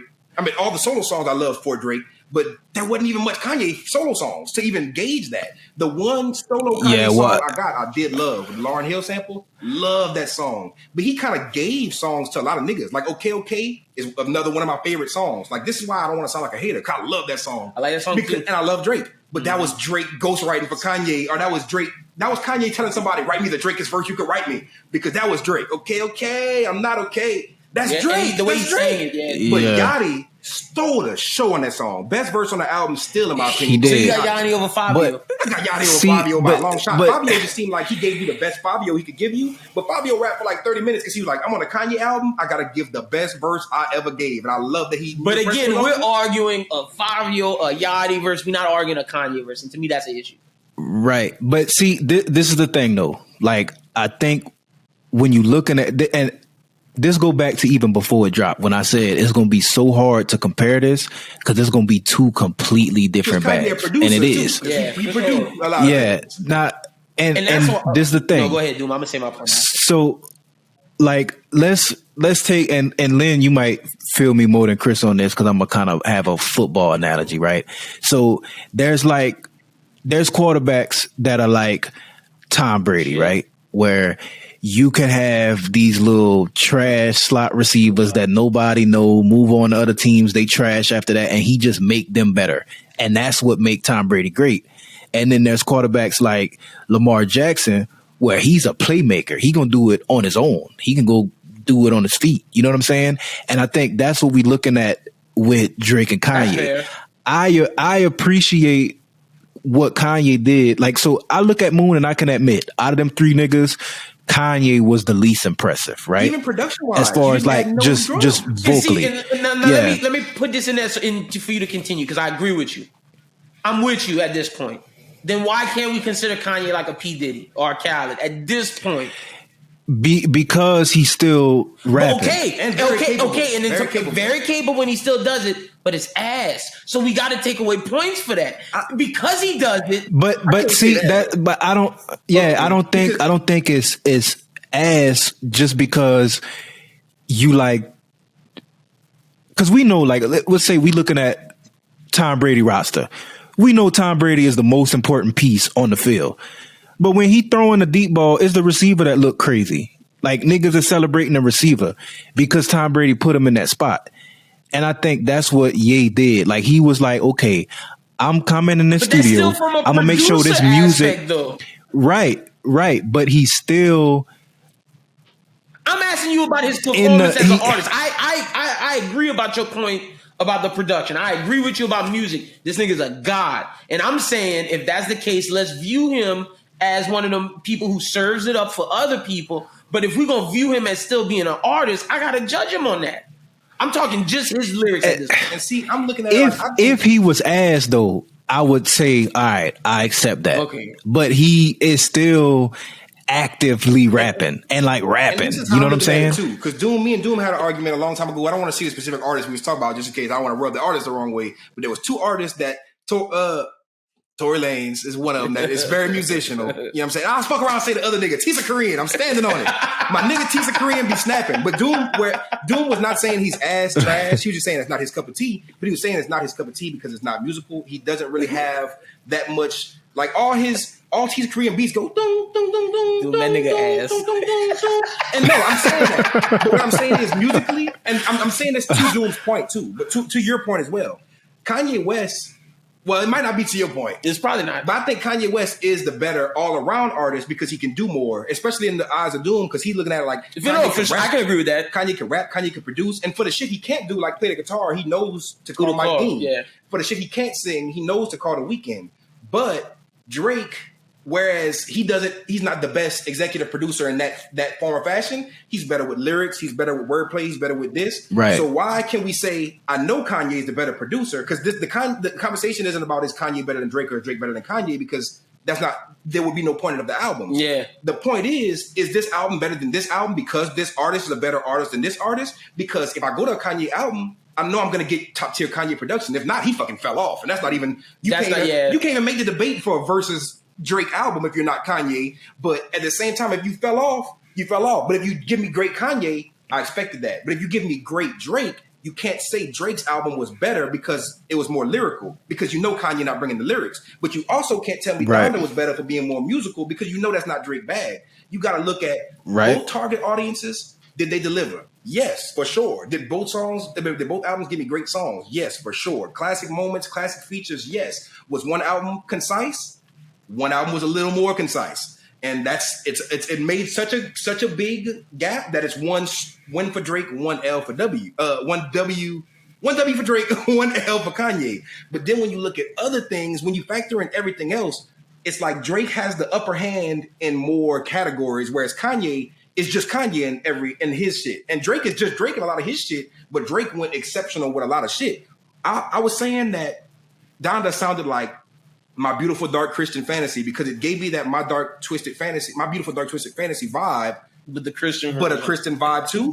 Right. But that doesn't mean Donda's better than My Beautiful Dark Twisted Fantasy. Not in no. My Beautiful Dark Twisted Fantasy was concisity, and it had it. Not only was it concise, but it had lyrics that can compete against a premier Drake album. It had a million features, but it definitely had good Kanye bars. And I can say the Kanye bar. And to my point about does he stand out more than his features on Donda?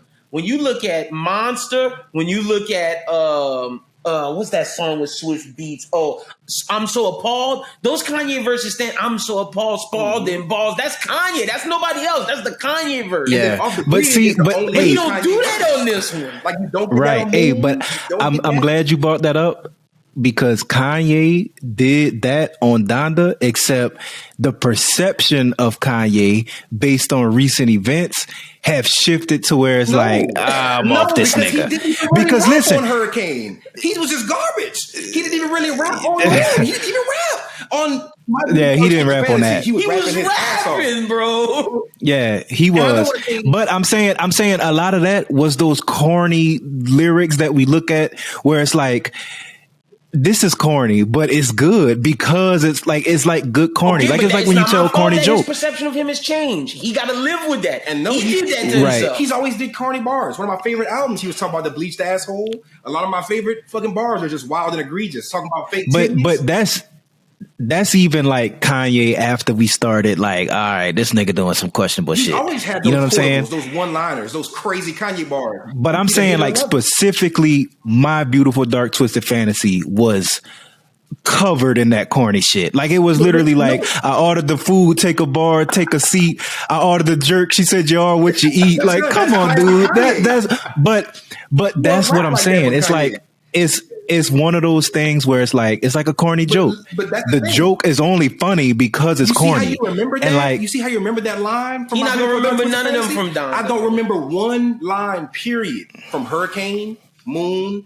I remember OK, and I remember Off the Grid because Kanye snapped on verses for both of those. But a lot of times he just came on real quick, like, I know God breathed on this. I know God breathed on this. Great hook. But your verse was nothing, and you was the only person on the song. You know what I'm saying? I want to remember what you said because I remember everything you say from fucking Pablo. I remember everything you said from Yeezus. Yeezus, nigga, you was giving me that sauce. No features, dog. No features at all. Just you. Kanye was spitting his ass off. So I can't be like, he can't rap, guys. He's a producer. That nigga snaps when he be rapping. And this is gonna sound weird, but the Andre 3000 verse, that nigga was going off. He was. Did I like what he was saying? No. For certain parts, I didn't like the Putin line. I didn't like the fucking like a lot of the lines. But was the wordplay crazy? He was still rapping his ass off. The bars and see, and that's why Doom. I said I needed that song on there because that song ties things together so much and so well. Yeah. And it could have with a great Kanye verse. You could diss Drake, yeah, bro. And that's my big thing. Diss the fuck out of Drake on that Andre 3000 feature. But don't come right off of the last Andre 3000 line and just go random. Nigga, stick to a certain, say, yeah, nigga, I love my mama too, 3 stacks. Guess what my mama would have told me? Not letting these pussies punk me. I'm a punk Drake. Like, transition into and it. that would have been... that would have been crazy. That would have been hard. To your point about how I'm being with Donda want me to be, that's right on topic, and that tie everything together. I don't think Andre 3000 would have clipped the verse. Andre 3000 would have been like, hey, nigga. If your mama told you that, that's hard. I don't want no beef. I don't want no beef with Drake, but nigga, you literally made that whole thing about your mama and then said the reason why you go so hard on Drake is because your mama would want you to. So now I can't tell you shit. You know what I'm saying? Now I gotta let you drop the album. But Kanye, I Andre heard that and was like, what did this man just say? Yeah, but see, but the only reason why, because I curse, I know you're gonna clean it up. I don't want you to have my edited version in there. Just leave me off there, bud. You know what I'm saying? See, and I see what y'all saying, but I think for me, the reason why that don't bother me as much is because everybody that go to work with Ye know that Ye is Ye. Like everybody know that he's off the wall. A super serious song. Everybody knows he made all of the lights. Is this nigga not capable of sitting down and being serious on a song that is fresh? He made serious songs on this album. Of his career. Nigga, this is about your dad's mama on an album about your dad's mama. And honestly, this could have been his biggest song. This is not the time you should talk about bleached assholes and wanting to wear the red hat. This is the time for you to be concise Kanye. And be legendary. And I'm glad we didn't get it on the album because I would have flamed him and it would have took my 7 down to 5. You know what I'm saying? But the reason earlier why I was saying that it took it down from a 7 to a 6 is because, damn, now look at the whole scope of Donda. Like, you really didn't have a plan. The reason why Drake's album wins for me is because Drake sat there and was like, I'm going to make an album about betrayal, and it's going to be every song betrayal. I'm going to put Jay-Z on it. He's going to talk about betrayal. I know Jay-Z will give me the sauce I want, especially for this beat. I want Cudi to rap about us. And on the Cudi song, he's sitting there like, you sitting there, you saying you hate me, okay, bye, I miss you too. Like he's talking about being betrayed still on a song that don't even remind you of that. Mm-hmm. And Kanye's over here grabbing any feature he can to create the prettiest picture he can, but the picture's not about nothing. Yeah. He wants his album to beat Drake's album, but is it a great album? Yes, but is it anything other than a great album to compete with Drake's album? It's not a great album. Well, I agree with you there. I agree with you there.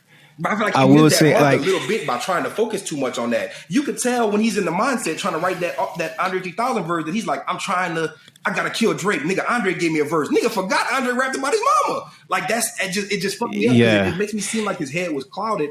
Just the fact that he gave us 3 live streams promising that he would deliver the album afterwards, and he's like, nah, not ready yet. It lets me know that he's like, should this Cardi verse go here? Could this Yachty verse go here? Should I put Shanisa on the verse with Yachty?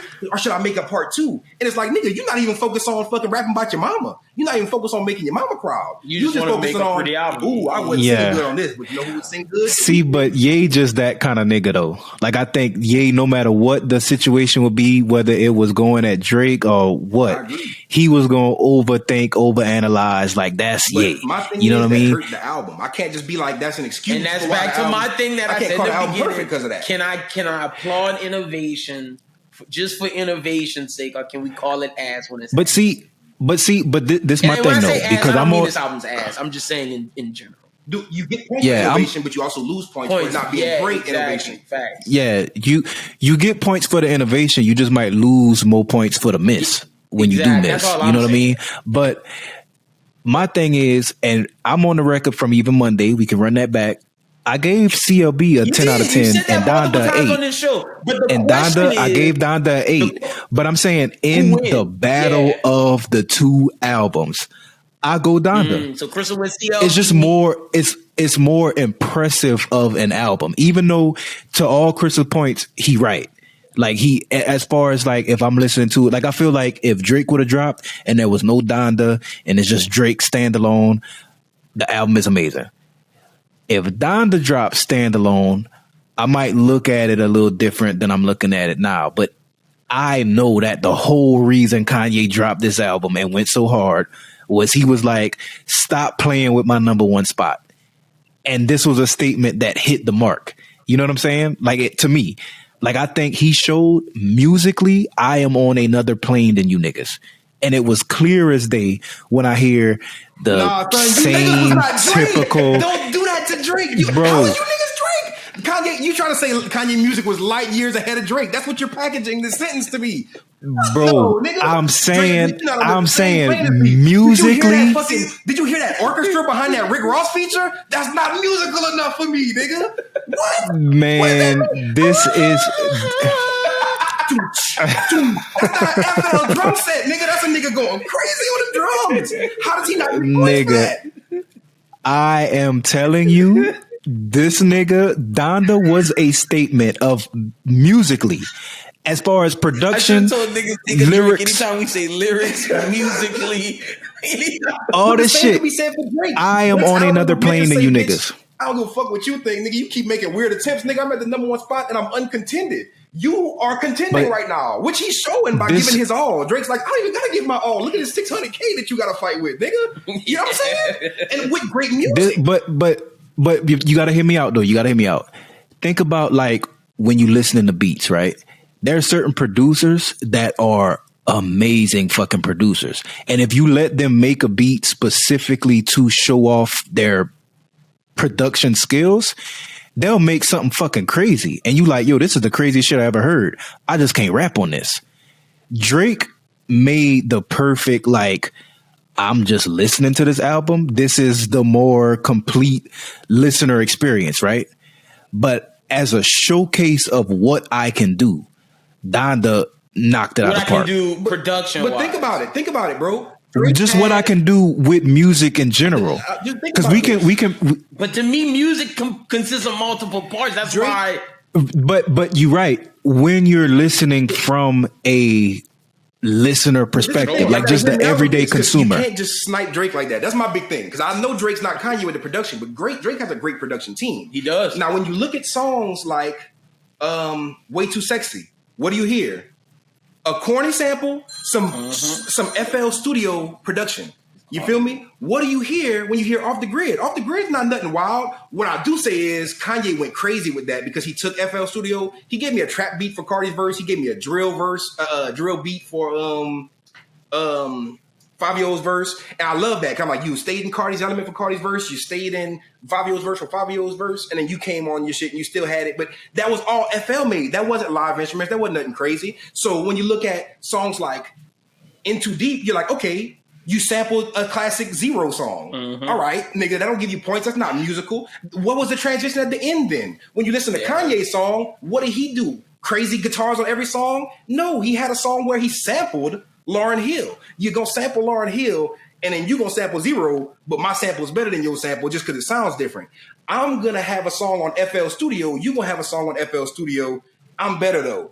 I'm going to have a song where I have live instrumentation. I'm going to have a song with Rick Ross where I have a whole band playing that bitch. You can't have that where you say Drake isn't musical enough and it isn't impressive, because when I heard songs like Moon, I was blown away by Kid Cudi and Don Toliver's performance, but the beat didn't blow me away. The beat would have blew me away if it had a drop. But songs like Yebba's Interlude, another song where the main artist on the album doesn't pull up, Yebba gave me goosebumps and chills, nigga. And I gotta give him that. Well, yeah, that was musical as fuck. That was like top tier musicianship. Was the song I'm not. That was an Alchemist band type beat. That's trying to say any Alchemist beat is garbage because you know how Alchemist is coming.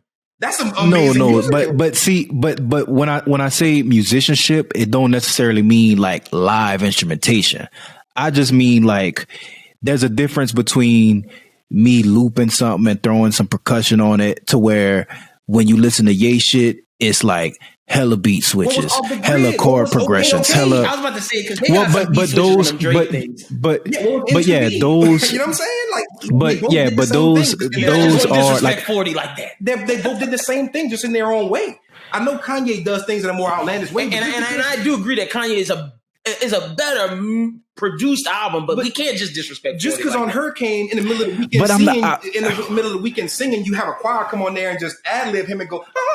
That doesn't mean it's better musically. You hired a choir to do some shit you couldn't do, and it didn't even sound good. That shit sounded terrible. If you listen to I challenge you to listen to the original leaked version of 80 Degrees and go back and listen to Hurricane. You could tell Kanye took a great 10 out of 10 song and then said, I'm not singing good enough. I got to have The Weeknd on this. I'm competing with Drake. I'm not rapping good enough. I got to put the baby on this to compete with Drake. And he didn't even rap on his own song. And he ended up making a more watered down version of his musical great song. Like if you listen to fucking 80 Degrees, that's just 808s and subs. He didn't go too crazy with the instruments because he wanted you to hear his voice and what he was saying. And I'm not gonna lie, he delivered. With this, he let The Weeknd and the Lil Baby deliver, and he kind of let them kind of do what they wanted, and they didn't really. That might have been his vision, but his vision was sloppy. Whereas Drake had a complete vision, nigga. I just can't see. But that's exactly again going back to sloppy.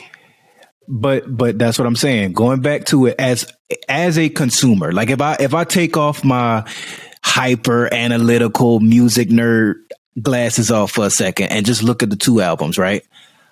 I listen to Drake and I listen to Donda, and I say, as just an everyday listener, as far as like when I'm riding in the car, if I'm chilling at the crib, Certified Lover Boy is obviously more complete, is more like it just flows smoother, right? But as far as a display of ability, Donda is on another, like it's not even close to me. Like it's not even worth the conversation. I just say that's just a personal opinion. Because when I look at what Kanye did, I'm like, he went crazy. But I'm looking at it like Drake would never be capable of that. But when I look at Drake, I'm like, Kanye would never be capable of that. You think Kanye could sing as good as Drake sung on In Too Deep? That's musicianship. You think like Drake went to fucking musical classes to be able to sing because he know he was dog shit singing when he was on that song I Could Take Your Girl with Lil Wayne. Yeah, but it was his first time singing. Drake made sure he had harmonies. It was concise. Kanye didn't have no fucking harmonies. How many singing vocals did you even hear on Kanye's album? We heard The Weeknd sing. Everything else was just bars, and they wasn't even great bars. But we can't skip over the fact that the moments where Kanye did sing, he showed something changed. Like he went from being just a nigga that can like, he could hold some notes. He can do enough to like put it out.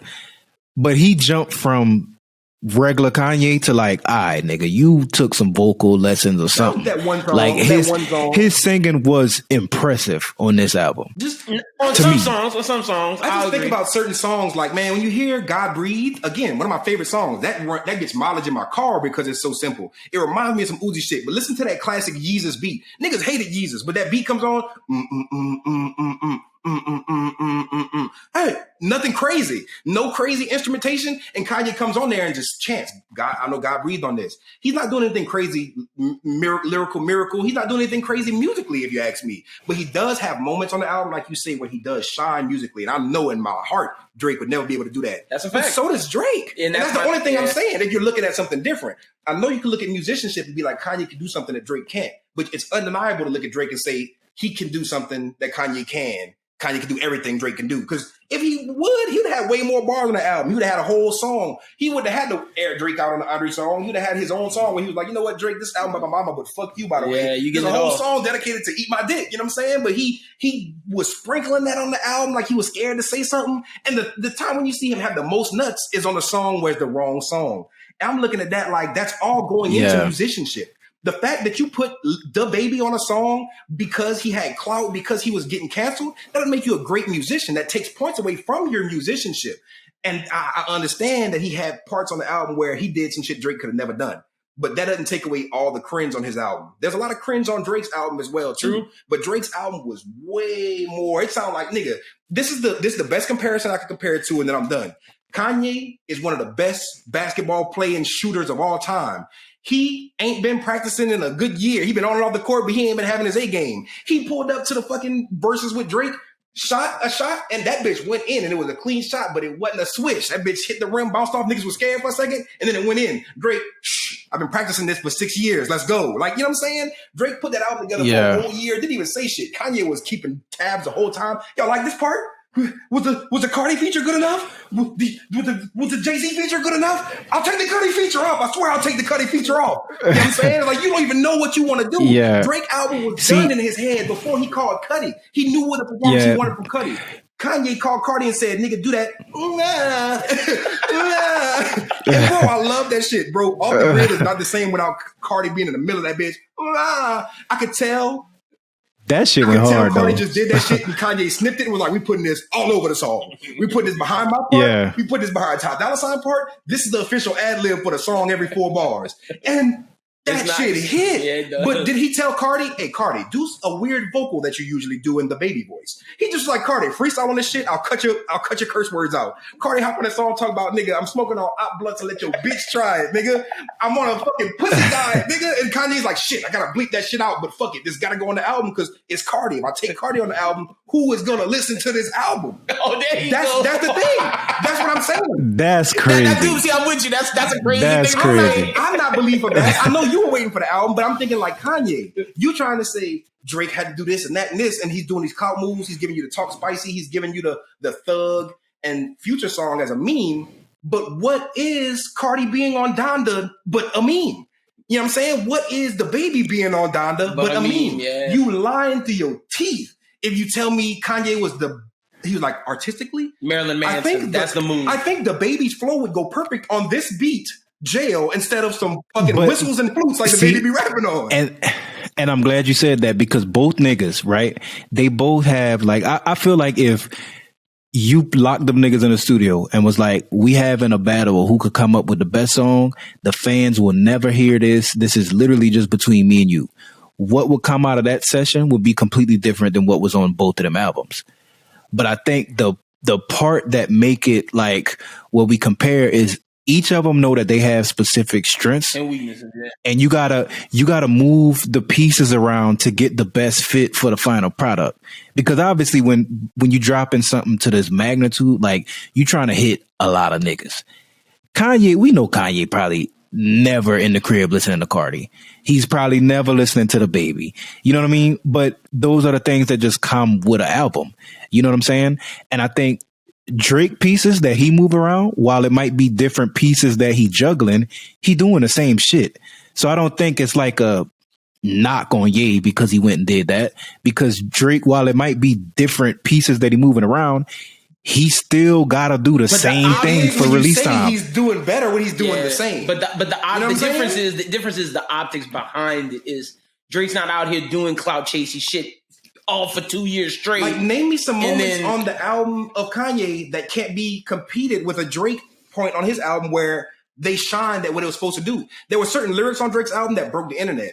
There were certain features on Drake's album that broke the internet. There were certain lyrics on Kanye's album that broke the internet. There were certain features on Kanye's album that broke the internet. There were certain beats that were like more musical than others, but that's not the only thing that I could say gives Kanye the clear of Drake. You know what I'm saying? Now let's do this. Right. We've been talking. Because musicianship is included in everything you did for the album. And in the fucking the context of album versus album, nigga, an album with 2 Future features, a Thug feature, you know what I'm saying? Versus an album with the Baby fucking doing whatever the Baby did. The Baby didn't really do nothing too crazy. The Baby went on there and like he stepped out of his fucking comfort zone. He stepped out of his whistle and flute beat, but he didn't do nothing crazy lyrically. He didn't add anything to that song. Kanye put him on that song because he said, guess what? I'm going to vote for you. He put Cardi on that song because Kanye's like, damn it, Cardi, you the only nigga who asked me for a feature when niggas hated me because I had the red hat. You put me on your biggest album of all time, a whole lot of red. You didn't even have no features on that. I owe you 2 features on my album. You know what I'm saying? Yeah. It's not Cardi. We need your baby voice. I'm a musical genius. I know it's going to fit. That's not what it was. But see, now, dude, this your last point, and then we're gonna say who on the music side, and then gonna talk about the beef side. Oh my God. Yeah, and I was just about to say, I know you're trying to move us on, so I'm gonna hurry up and get this last thing out. But I just want to clear up that when I say musicianship, I mean from a technical standpoint, like not necessarily what sounds better. I'm saying what they do enable, like because he can make the beat and Drake can't. Put it like Kanye this. West is a producer, and Drake isn't. But not just that though. Not just that though, because like you said, Ye didn't really do shit but go and get the choir and say sing on this motherfucker. He just exactly. And Drake can do the same shit is what I'm getting at. Like he can go and get anybody he want in the industry to come and make music on his album. All I'm saying is, like, from a technical standpoint, like when you just looking at music, like let's say you put all this shit on sheet music, right? A single note is less technical than complex chords. I'm saying when you putting together all this technical shit and you stringing it together in a way that sounds nice, that's just it's a display of your talent, like your capabilities. And I'm saying as far as like displaying those capabilities, Ye did that. And that's great. Like times 100. Is a better artist than Kanye. I think that is true. But when you say that, you ignore the part that God breathed was Drake could do that, nigga. Drake could hit the little button. But I know that. But I'm saying in totality, like that specific song. Yeah, we know. Same thing with what's the other one? The main one with Cardi and Junior. Off the Grid. All those are FL beats. Like those, but I feel like Ye, like what I was saying when you moving around the pieces, Ye had to figure out how do I at least have a couple of these that sound it resembles a single. You know what I mean? Because if Ye just go too artistic, there is no singles. There's no moments where niggas is like, this is the one. You know what I'm saying? I feel like Off the Grid can play in the club, sure. Even though it would be weird, but Off the Grid can play in the club, and you needed to go and do that. But in totality of the album, as far as displaying just musical vision and the technical side of music, the display on Donda side was like blowing CLB out the water. I'm gonna say this. I pray. I'm gonna cut what you just said, and I'm tagging 40 in it. 40, if you see this, oh my God, let us know. It's not even that. I'm tagging you in this. What 40. you're saying is, hey, and that's no disrespect, 40. Kanye could do more than what Drake could do, and I agree with that. But what I'm saying is, lyrically, Drake could do more than Kanye could do. So I could have that same argument. And that's been my argument this whole time. You know what I'm saying? Because that's exactly why musical. It's obvious that Kanye is the better all-around artist. Drake has never worked FL. Drake has never worked Ableton. Kanye knows how to work Pro Tools, every DIY. He doesn't need an engineer. That doesn't mean his album was better. His album was sloppy. Drake called niggas to make a perfect album, and the album was perfect. Kanye called niggas to make a Kanye album. It was a beautiful Kanye album, but it was sloppy. If we compare an album to album, I can't just give it to him. Now that's your final point, Chrissa. Chrissa got CLB. What you got, Doom? I don't even want to hear that. What you got? I got Donda. You know I got Donda. I got CLB. Now I want to hear. Now we got to talk about the other stuff for this because that's the music side. Who won the beef? Drake. I think it's still in the air. Ooh! I think it's still in the air, You think bro. the pack's still in the air? I think consequence. I think the window closing on Drake shit. Right now in the fight, I think Drake's winning. But at the same time, you know how I feel like I got hope for Kanye? That nigga has been quiet. Okay, so let me ask you this. That nigga leaked your Andre 3000 verse. It's not like Kanye to not say nothing unless he got something up his sleeve. To me, Kanye West got to say something. If Pusha T say something, that's not a win. I'm sorry, that's not a fucking win. I don't want to hear from Sci High. I don't want to hear from Pusha T. I want to hear from you, nigga. Yeah, I agree with that. I think it would have to be. It's kind of like you know how when you watching like a UFC fight, right? It's 3 rounds. Yep. It's like the first 2 rounds, you didn't like get knocked out or nothing, but you was getting your ass beat. And now that there's the 3rd round, there is no scorecard. You have to get a knockout or it's done for you. That's a fact. As far as the beef side, like I really think Drake handled that the right way, and specifically because he did the opposite of what Ye did on the 3 Stack song. Like he had music on there that had nothing to do with beef, and threw little slick shit in there that was just like, damn, you killing this nigga, man. The album was about betrayal. Kanye, and let's go to the beginning of the beef because we're talking about the beef now. Why are Kanye and Drake beefing? Why would Drake beef with Kanye after calling Kanye and be like, Kanye, I'm your idol. Please put me on Barry Bonds. Not Barry Bonds, but who's what's that song Drake was on with Kanye? One of the first ones. You talking about Forever? Was it Barry Bonds? Or was that Wayne? It was Barry Bonds. It was the Wayne song, yeah. He's sitting there like, damn it, Kanye, I'm your idol. And Kanye like, I'm gonna take you under my wing, little nigga. You are saying you're my protege and you the hottest rapper in the game? Look, my protege, y'all. Just me and Wayne protege. Drake is like, nigga, produce Best I Ever Had. Let me use Say You Will for an album for a song on So Far Gone. Direct the video for Best I Ever Had. Drake is one of the biggest Kanye dick riders I've ever seen in my life. That's a fucking fact. Drake has kept that energy from day one all the way until Father stretched his hands to help Kanye write that album. You know what I'm saying? But guess what happened? Yeah. But guess what happened? Drake went through a beef and won that beef because another artist said, bitch, you ghostwriting. And Drake said, and I write still. You know I write, right? Are we trying to sell the world that I don't write? Like all the AM songs aren't me? Yes, of course. Just hold on, we're going home. I have good ghost written. Running through the 6 in my woes. Is that the lyrical prowess you say I can't have ghost writing when I'm spitting my ass off on these other songs that you know I wrote, talking about personal situations in my life that no one else could have written? The biggest shit that was shit on Drake is that 40 wrote all that shit. But because that's something 40 will get killed if he say some shit. I'm just saying Drake would never let that slip if it ever was true. But what I'm saying is, up until the point where he wrote for Kanye, he's a Kanye fan. Kanye is like using him. That's a big fact. Using him for clout. And Kanye even doing slick shit under the table, dirty to him, that Drake is just saying, you know what? Fuck it. I love that nigga. So Pusha T shits on you, shits on Drake, and you, Kanye, you are Pusha T's guy. You could have blocked that. You said, fuck it. I want to see I'm going to see what's going to happen. And then when Kanye get mad at you, like, nigga, why you letting this nigga do that? You like, whoa. I didn't do the diss. Hey, that's Pusha shit. Kanye like, fuck all y'all on that side, and you want to be mad that he's mad. This whole beef is because Kanye has too big of an ego to be like, my bad, dog. And Drake's like, let's see how far you're gonna stretch this out. Because Drake's not sitting there being like, fuck you, Kanye. He's in his Canada crib being quiet. Kanye's posting, look his address, look the group chat added it too. Everything about this beef building up to Donda was all Kanye. Drake's just at the crib like, all right. Yeah. Drop your album.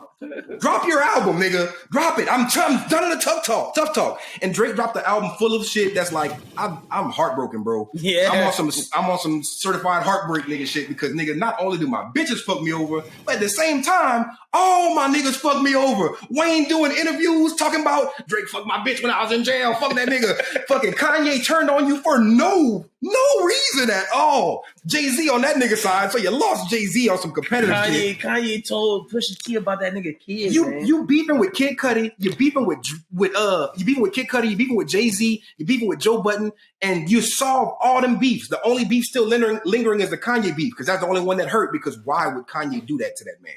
And everything has been just Kanye, why you talking about my Kiki? Everybody know Kim Kardashian nickname is Kiki, nigga. Don't talk about my wife, nigga. Y'all see Drake talk about my wife, right? He's bullying me. That nigga said, I've been bullied by jock niggas like you my whole life. Drake hadn't said shit in the past year. Okay, well, he said the betrayal. Yeah, he did. But what was the song about? The song was about betrayal. So Trippie Redd's like, nigga, Drake gotta go on this one. Nigga, it's about betrayal, nigga. Concise this. And then Kanye went diss the nigga on Andre 3000, unconcise. And then it's even more of a loss that he lost the beef because how Drake got that song? Like, who in your camp sent that song to Drake, nigga? You got nothing but snakes in your camp if you got your nigga fucking That's up. an L. Relationship. Your relationship with the biggest artist in the world is soured because your nigga fucking you up. That's an L. Yeah, well, this is where it get more complicated though, because I don't think it's as black and white as that. Like I do Doing think the conspiracy theory that think they both in on it. No, What? no, I do think that, but that's not where I was going with this. Too. He's saying them personally are not into it, but he's saying their teams are like egging it on and like making it bigger than what it is. Instead of telling them, hey, let's not do this, they're like, this is good for the fucking. Oh, and I definitely believe that. It's absolutely that, 1,000%. But this is the thing though. That's why this is the thing. He's not even beefing with Ye. He's just disappointed in Ye, and he's hurt. And Ye's over sitting there like, "We beefing? Yes. Help Donda go as big as it could get, nigga. Oh my god. Okay, what can I do to make Donda the biggest release besides get all these features? Let's leak Drake shit. Let's fuck Drake over, nigga. You gonna help me lift myself up?" And Drake's just sitting there like, when are we gonna get to the album so I can drop my album and be done with this shit? Because Drake didn't say fuck Kanye the whole album. He said, "Nigga, why are you doing this? Why would you post my address out of desperation, dog?" He didn't even say that. He posted a video of him laughing. So on that album, that nigga Drake put the nail in the coffin of the beef when Drake said, "Nigga, don't post my fucking address, you bitch. Pull up." That was a post out of desperation. That was the hardest line. I know your address. What? Are you gonna pull up or not? That was a bar. Doom right now. That was the hardest line on the album. That was a bar. Hardest line on the album. Did he say he put you on a gilded, nigga? It was definitely harder than fucking. And this is he said, "I can give a fuck who making your sneakers and tees. Put you on a gilding if you play with my seed." Kanye's biggest diss. That's crazy, bro. On the song with Andre 3000, this nigga said, "Yeah, bitch, Saha said he wrote for sicko mode. Guess what? It's snippo mode. You not writing for me no more because Donda was my best ghostwriter, which makes no sense." And then he's like, "Yeah, and guess what else ghostwriter, nigga?" And like, this is the killer part. I analyzed this shit so deep. This nigga said, this nigga shitted randomly on Saha just for ghostwriting sicko mode. Damn, this nigga Saha can't work with your ops. You don't even want to let that nigga drop an album. He can't even get a production credit. How he gonna eat? So you say that shit, right? Yeah. Then you go from shitting on Saha for rapping on sicko mode, and then you say, "Hey, fuck them South Park niggas, by the way, for saying I was fucking fish dicks. What was that about?" Then you spin the block and come back to Drake and be like, "Yeah, Drake, I put you in that chat with Virgil." This nigga said, "Fuck them watches." This nigga said, "Don't text me WYD, nigga. When I tell you to write for me, nigga, you shut the fuck up. Pick the pen up, bitch." First of all, nigga, we just shitted on Drake for 5 years for having a ghostwriter. There are some niggas that hate Drake to this day that will use the argument, "Yeah, well, Drake don't write, so he can never." They got niggas that I talk rap to about but anytime I say Drake, they say, "Don't bring that nigga up because he don't write." But Ye's the best rapper of our generation, even though Drake wrote his lyrics. I wrote his lyrics. I'm never letting that slide because everybody on that side of the beef is shitting on Drake just because they hate Drake, and I'm with that. Yeah, I'm with that. If you hate Drake, you hate Drake. Yeah. But don't act like this nigga Kanye don't got a ghostwriter. You shitted on Drake because he had a ghostwriter. No, you didn't like it because you don't like Drake. You didn't shit on Kanye because you're hoping he takes Drake down because he's the number one. Of course you want to take and not only is he number one, but he's a cocky little shit. You want to take that nigga off the number one spot. That's a fact. Yeah, well, that's the thing. That's the thing. Every man got a mission to get two things: money and women. And who's the nigga that got all of that? Drake. Who got the most money and every bitch want to fuck? It's Drake. So jealous as Kanye, you got QP. And see, the thing that irks him is why just another law is that he let his man Consequence put that diss track out saying you fuck my man's wife, nigga. You know he can't sleep at night, nigga. That shit hard Kanye. Man, but Kanye into a beef that he is losing and nigga. We knew when this nigga was talking about Kim moms and shit. Like, you just know too much to not be smashing. Like, I just can't see Drake just going and say hi to these niggas. Like, twice in our way. By the end of the day, like, if I'm Drake and I respect Kanye and I fuck Kim Kardashian before him, you can't be mad. If I'm Drake and Kanye is shitting on me and I fuck his old lady wife, then I'm gonna say it. Sorry, son, you shitting on me, son. You let Pusha T talk about my baby. I'm gonna fuck your wife because she mad at you right now because you got her name in this Trump shit. She ain't even say nothing, my nigga. Everybody looking at Kim Kardashian's walking on the red carpet. Hey, Kim. It used to be, Kim, what you doing this weekend? Kim, what you wearing? It's like, Kim, what the fuck was Kanye talking about? Yeah. Kim was like, nigga, make this shit about me again, please. Please stop saying you red hat. See, but this is the thing, because I really do want to address like some of the shit you said earlier. the beef originated because niggas in Kanye camp had smoke for niggas in Drake camp. It was never Kanye and Drake directly. No. Where the beef ends up is they both felt like, if me and you doing business together, because obviously you brought up how, you know, Drake looked up to Ye, they was working together a lot, you know what I'm saying, more than the average fan knows about. So he looking at it like, yo, how you gonna let these niggas on your side talk shit about niggas on my side? I thought we was cool, and then it get complicated, and then it grew into I'm doing for you. Yeah, I think the straw that just broke the camel back was obviously the fucking Pusha shit. You know what I mean? That was like where it took it to a point of no return. Jay Prince said it. Jay Prince said this shit never gonna be resolved. Nigga. Lil Wayne said, nigga, fuck Pusha T and everybody that love him. And Drake was like, you know what I'm saying? And then Pusha T was shitting on Lil Wayne. That could have been just between them. But Pusha T said, you know what, Drake, you a bitch. Why they got niggas on your team, nigga not even get paid? Everybody on Cash Money is a bitch. And started naming names. And Drake's like, nigga, you're not going to throw me in this. I didn't say shit about you. Exactly. I got a lot of shit I can say about you. And he was like, you got a kid, bitch. I was waiting for you to say something. Trapped. And the crazy thing is, Drake was a Pusha T fan. And if we really want to talk, the whole Pusha T beef, Pusha T was a chatty patty. So, like, if we're going to be honest. But that was a big thing where I thought Pusha T lost the beef. Because, yes, he won the beef with bars. But if we looking at some cornball shit, ain't nothing cornier than pillow talking. Whoa. Kanye didn't tell me you had a baby. See, I was fucking a girl that 40 was fucking. And after we finished fucking, I was like, hey, are you fucking 40? What you know about Drake? You know what I'm saying? Like, I just fucking you tell me everything you know about Drake. What did 40 tell you? He got a kid? Get out my house, bitch. Yeah, you're done. That's some crazy shit. That's some corny shit.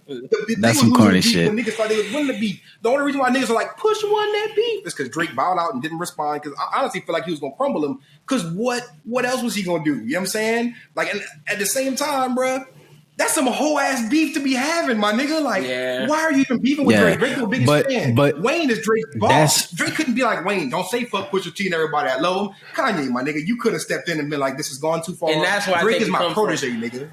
Drake ain't did shit to you. Yeah, but I think what it was just like, yo, this nigga here, I make money with this nigga, a lot of money with him. Like, I can't tell him who he can be mad at. That's the you know side, what I'm saying? That's Kanye's side of it. I can't tell who pushes it. I will say that. That's Kanye's argument. And I think what happened is it's like Drake. He the CEO of Yeezy and Adidas. Like Pusha T run all of Kanye's shit. No, dude. Yeah. Kanye, Mr. Fucking. Don't talk about my wife. It's my wife. I know she got a sex tape that everyone can see to this day. But you're alluding to fucking my wife, and only I'm gonna catch it because you're calling her Kiki. Don't do it. But then you let your boy release that man's kid, bro. Yeah. That's too far. You should have had the fucking mind to be like, that's too far. Especially when you look. Not true.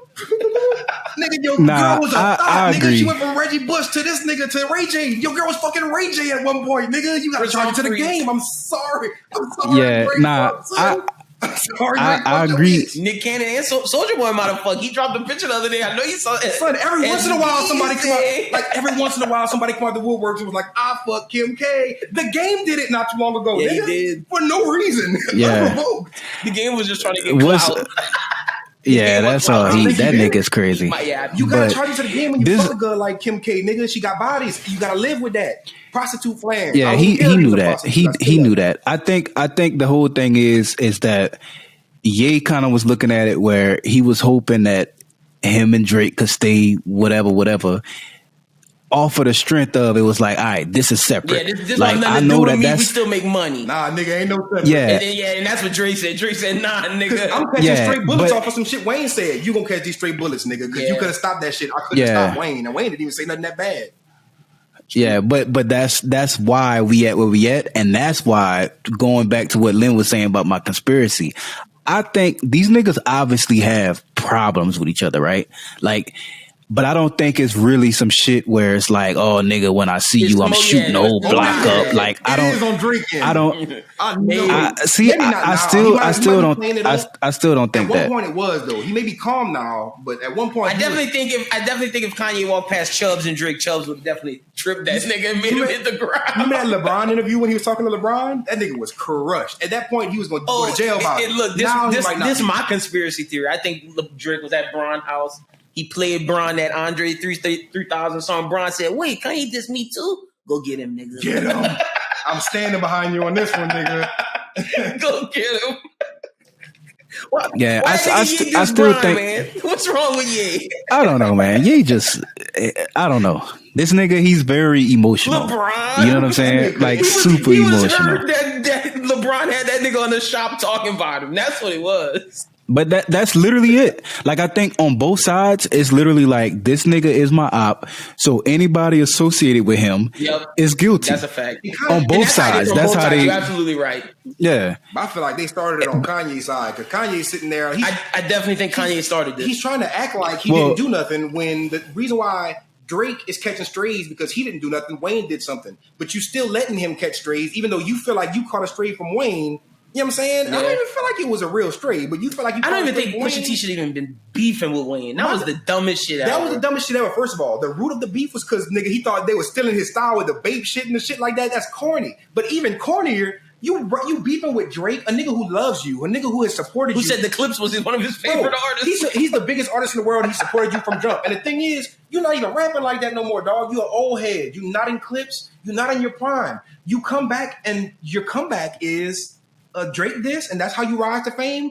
Now I'm not gonna let you do that because Pusha T had an album before the Drake diss. The album with Gates on it, the fucking album with that Gates feature. That's the only song I cared about on that album. I fuck with Gates. It's the one he had Push had a good. It was King Push or something. Yeah, King Push. That was a good album. Nah, man, that shit was garbage. Just like the next shit, the 7-track was garbage. The only song that wasn't garbage was the song Pierre produced on. That's a hot take. I'm sorry y'all like y'all fuck with Pusha T. But it's just not my bag of music. I don't think he's doing anything special. They gonna get on you. I like Pusha. That's what I'm saying. I like Pusha. Even though me and you disagree, I'm over here with you. Like Push gotta go hard. I really want to ask y'all this. Yeah, I like Pusha. Push, right? Because I don't fuck with Push at all. So it's of course I'm gonna take this stance. But I felt strongly about this when Pusha T dropped that first diss song, and then Drake dropped his diss song replying.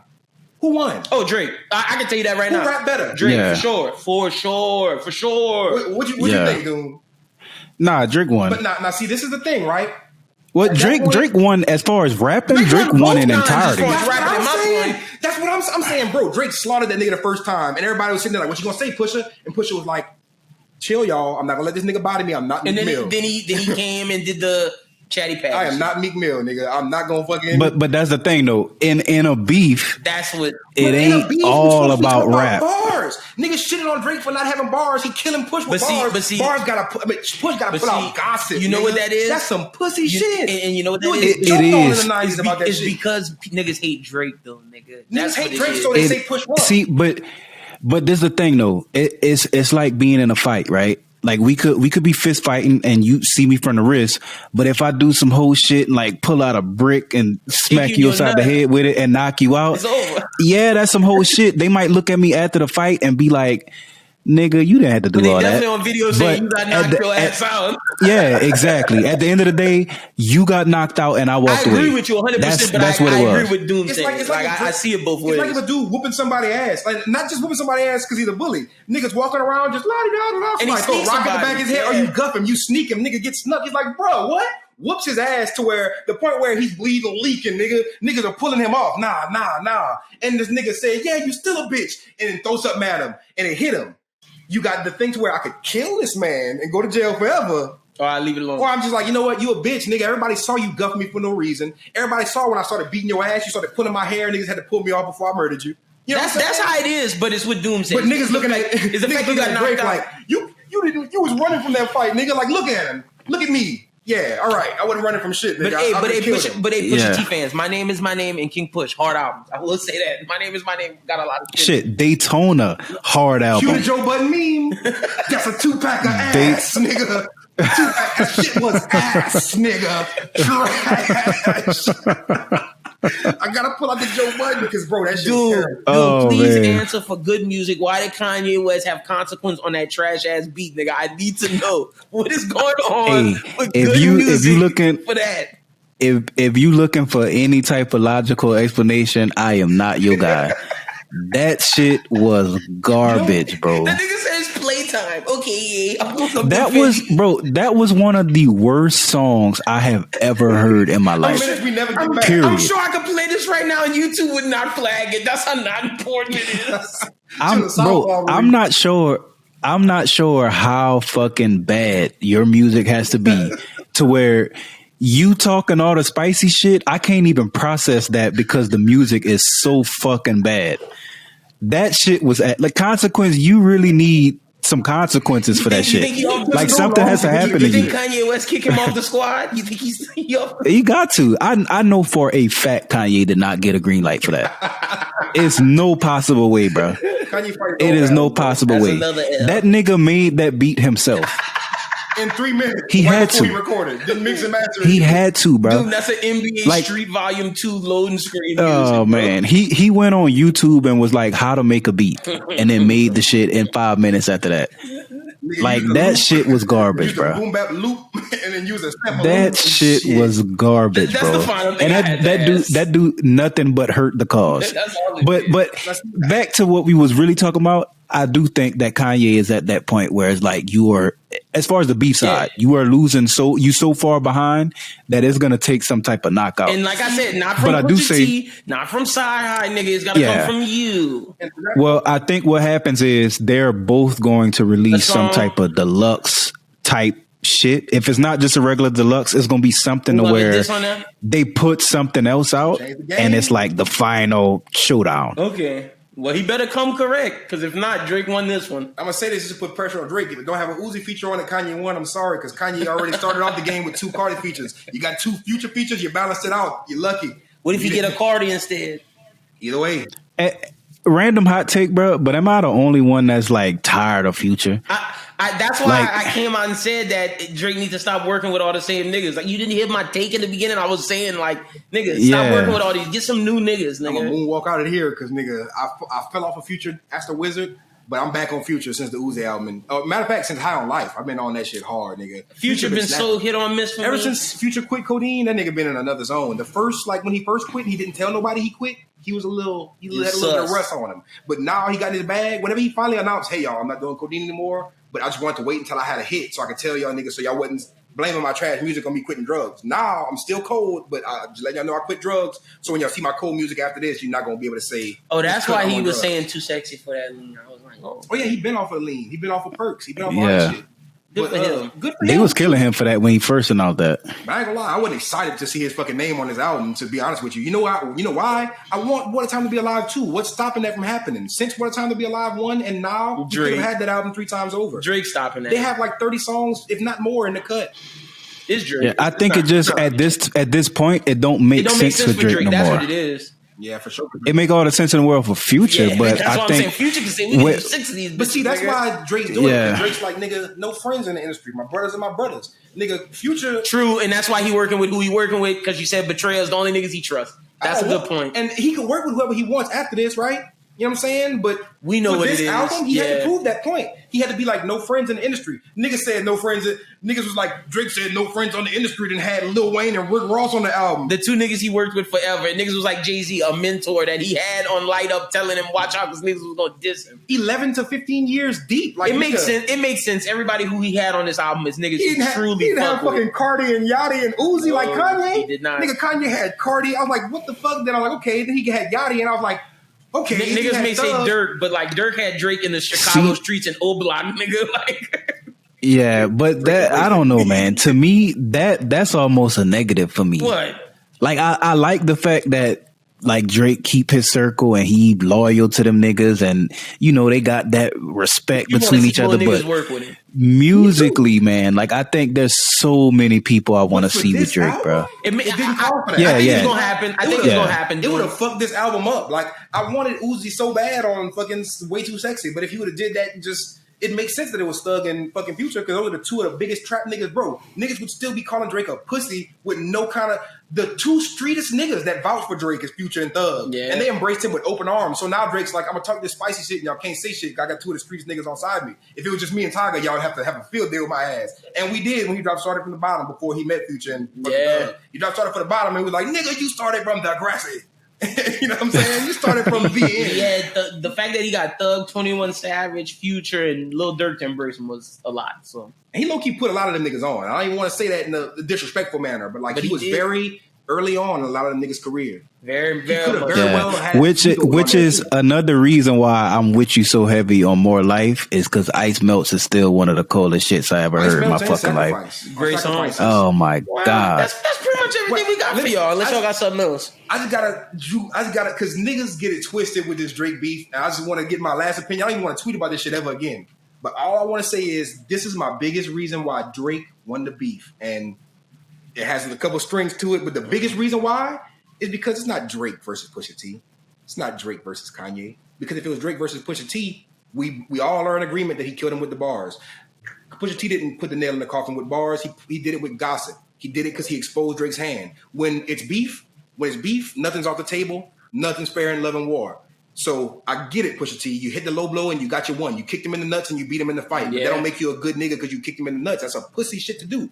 First of all, it's not Drake versus none of them. It's Drake versus Drake haters. Because Drake is the biggest nigga in the world in rap, period. Next to Kendrick, but I think Drake's bigger because he has a wider audience. I agree. Drake is the biggest nigga in rap, period. Meek Mill tried to take him down with ghostwriting niggas accusations. He couldn't. After that, every nigga who hated Drake that was rooting for Meek was now in a state where they can't see Drake do anything. They just can't. They have to be mad. Yeah. And I get that. But you are mad to the point where nigga fucking P. Diddy could have came out and said, fuck Drake. And you'd have been like, best rapper alive, album of the year. Diddy killed this nigga. And I'm saying that just to say it's not a beef between Drake and these rappers. It's a beef between Drake versus all his haters. And you, as Pusha T and Kanye, y'all have to round up the Drake hater crew to even make this a conversation. Is Drake wins. The fact that Kanye West has been dropping booty juice, dumpster juice, album after dumpster juice album, or at least questionable. We could say questionable because I don't say Ye was trash. I don't think Jesus King was trash. It just missed the mark by a long shot. Super mid. This is the best album he's had out of a long time, and the reason why we got it is because Drake made that nigga hungry. Drake brought that album out of him. That's a fact. You won the beef. Drake gave you your best album in the past decade, my nigga. I'm sorry. Drake gave you that by beefing with you. That niggas did say send a check in the mail. Drake won whenever Pusha T had the fucking gossip about that nigga to get the W, kick him in the nuts. Drake won whenever Kanye had to fucking put everybody in the rap. Kanye had like 30 features on that album, bro. He did. He had 30 features. He ain't even had 30 songs. You know what I'm saying? He did. Drake won just off of the strength of that. Just off of the strength of niggas don't even really care. Because at the end of the day, you wanted Drake to lose because he ghost wrote. But then Kanye got ghost writers and y'all are the same niggas on his side. It's hypocritical. The whole reason why niggas want Drake to lose is because they hate Drake. I get that. But you know why he wins? Because Kanye, one of the biggest artists in the world, hate Drake. Pusha T hate Drake. Nigga, everybody hate Drake. Joe Budden hate Drake. One of the biggest podcasters, influencers I don't in think hip-hop. he hate him no more. Well, he did. But what I'm saying is, he was putting that pressure on Drake. Drake had a world against him. He did. 600,000 wild first week, baby. Yeah. I'm pretty sure Drake's rolling over like, what is Kanye gonna put on the deluxe? And then wait, with the album he showed you, he don't give a fuck. 300K on his demo tape, nigga. Like, you got 300K on Donda. This nigga got 300K on Dark Lane's demo, my nigga. See, but there's a thing. I think y'all right and all that, if that was how it really was, but I don't believe it's like that between either one of them. Like, I think it's like I was saying, it's like serious tension. Like, I do think they have their obvious issues, but I think the main thing is the thing that motivated Ye to come and do some crazy shit on Donda. He got shit planned around Donda that he using Donda to. He better put out that technology. Yeah, he got $2 million off of them shows, serving them niggas $50 hot wings. The shows, I respect the why shows, he did it, but shit. The shows, the stem player, all that shit. Like, I think all the dude, if that stem player don't come out, me and you gonna have issues. That nigga got 300,000 off the album after the nigga made $2 million on the album. Nigga made $2 million off the album before it even released. I don't That's care. okay. I don't care if it's trash or not. It was smart. Yeah, they both using this beef to like get what they trying to get done. It's not hurting Drake. And I respect it's not hurting Drake at all. And you can see it's not hurting Kanye. Nah. It's not doing nothing but putting Kanye back in his prime. That's a fact. Thankfully, because bro, when I heard this song, what's that fucking song on the album with the Lauryn Hill feature? Oh, hold on, I got you. I don't know these songs. Oh my God, I don't know these son. songs by name. Nigga, that song almost made me cry. Son. That brought me back. I closed my eyes and I felt like I was in 2008 listening to Graduation. Nigga, Kanye gave me that. I was just about to say that. That was Graduation. Yeah, that was Graduation. Yeah, Is Dirk on that one? Hopefully not. It's just Wayne. I mean, just Kanye. Yeah, I think so. Okay. It might be Lord, I Need You. Sunday Service Choir on there. How does Sunday Service Choir on there? They don't pay nobody. Something like Now something. No Child Left Behind. Let me see. New Again. Oh no, Chris Brown got beef with him because New Again wasn't even on the album. It was Believe What I Say. Oh, okay. Boy, when I heard that song, I was sitting there like, okay, I'm convincing myself I'm coming to this album for Cudi. No, Kanye delivered just Kanye, and that shit was beautiful. I had to give him that. Yeah, had to give it him was. Yeah. All right, everybody. Well, yeah, that's pretty much Donda versus CLB. Let us know how you feel in the comments, whether you like Donda more, whether you like CLB more. And we're going to review both these albums. We're going to come back to both these albums again at Album of the Year, End of the Year awards. We're going to Chrissa back. Yeah, let us know who y'all think is Album of the Year so far. Like we said, we got Tyler, Doom Think Cole up there. So we're going to see. Trippy Red.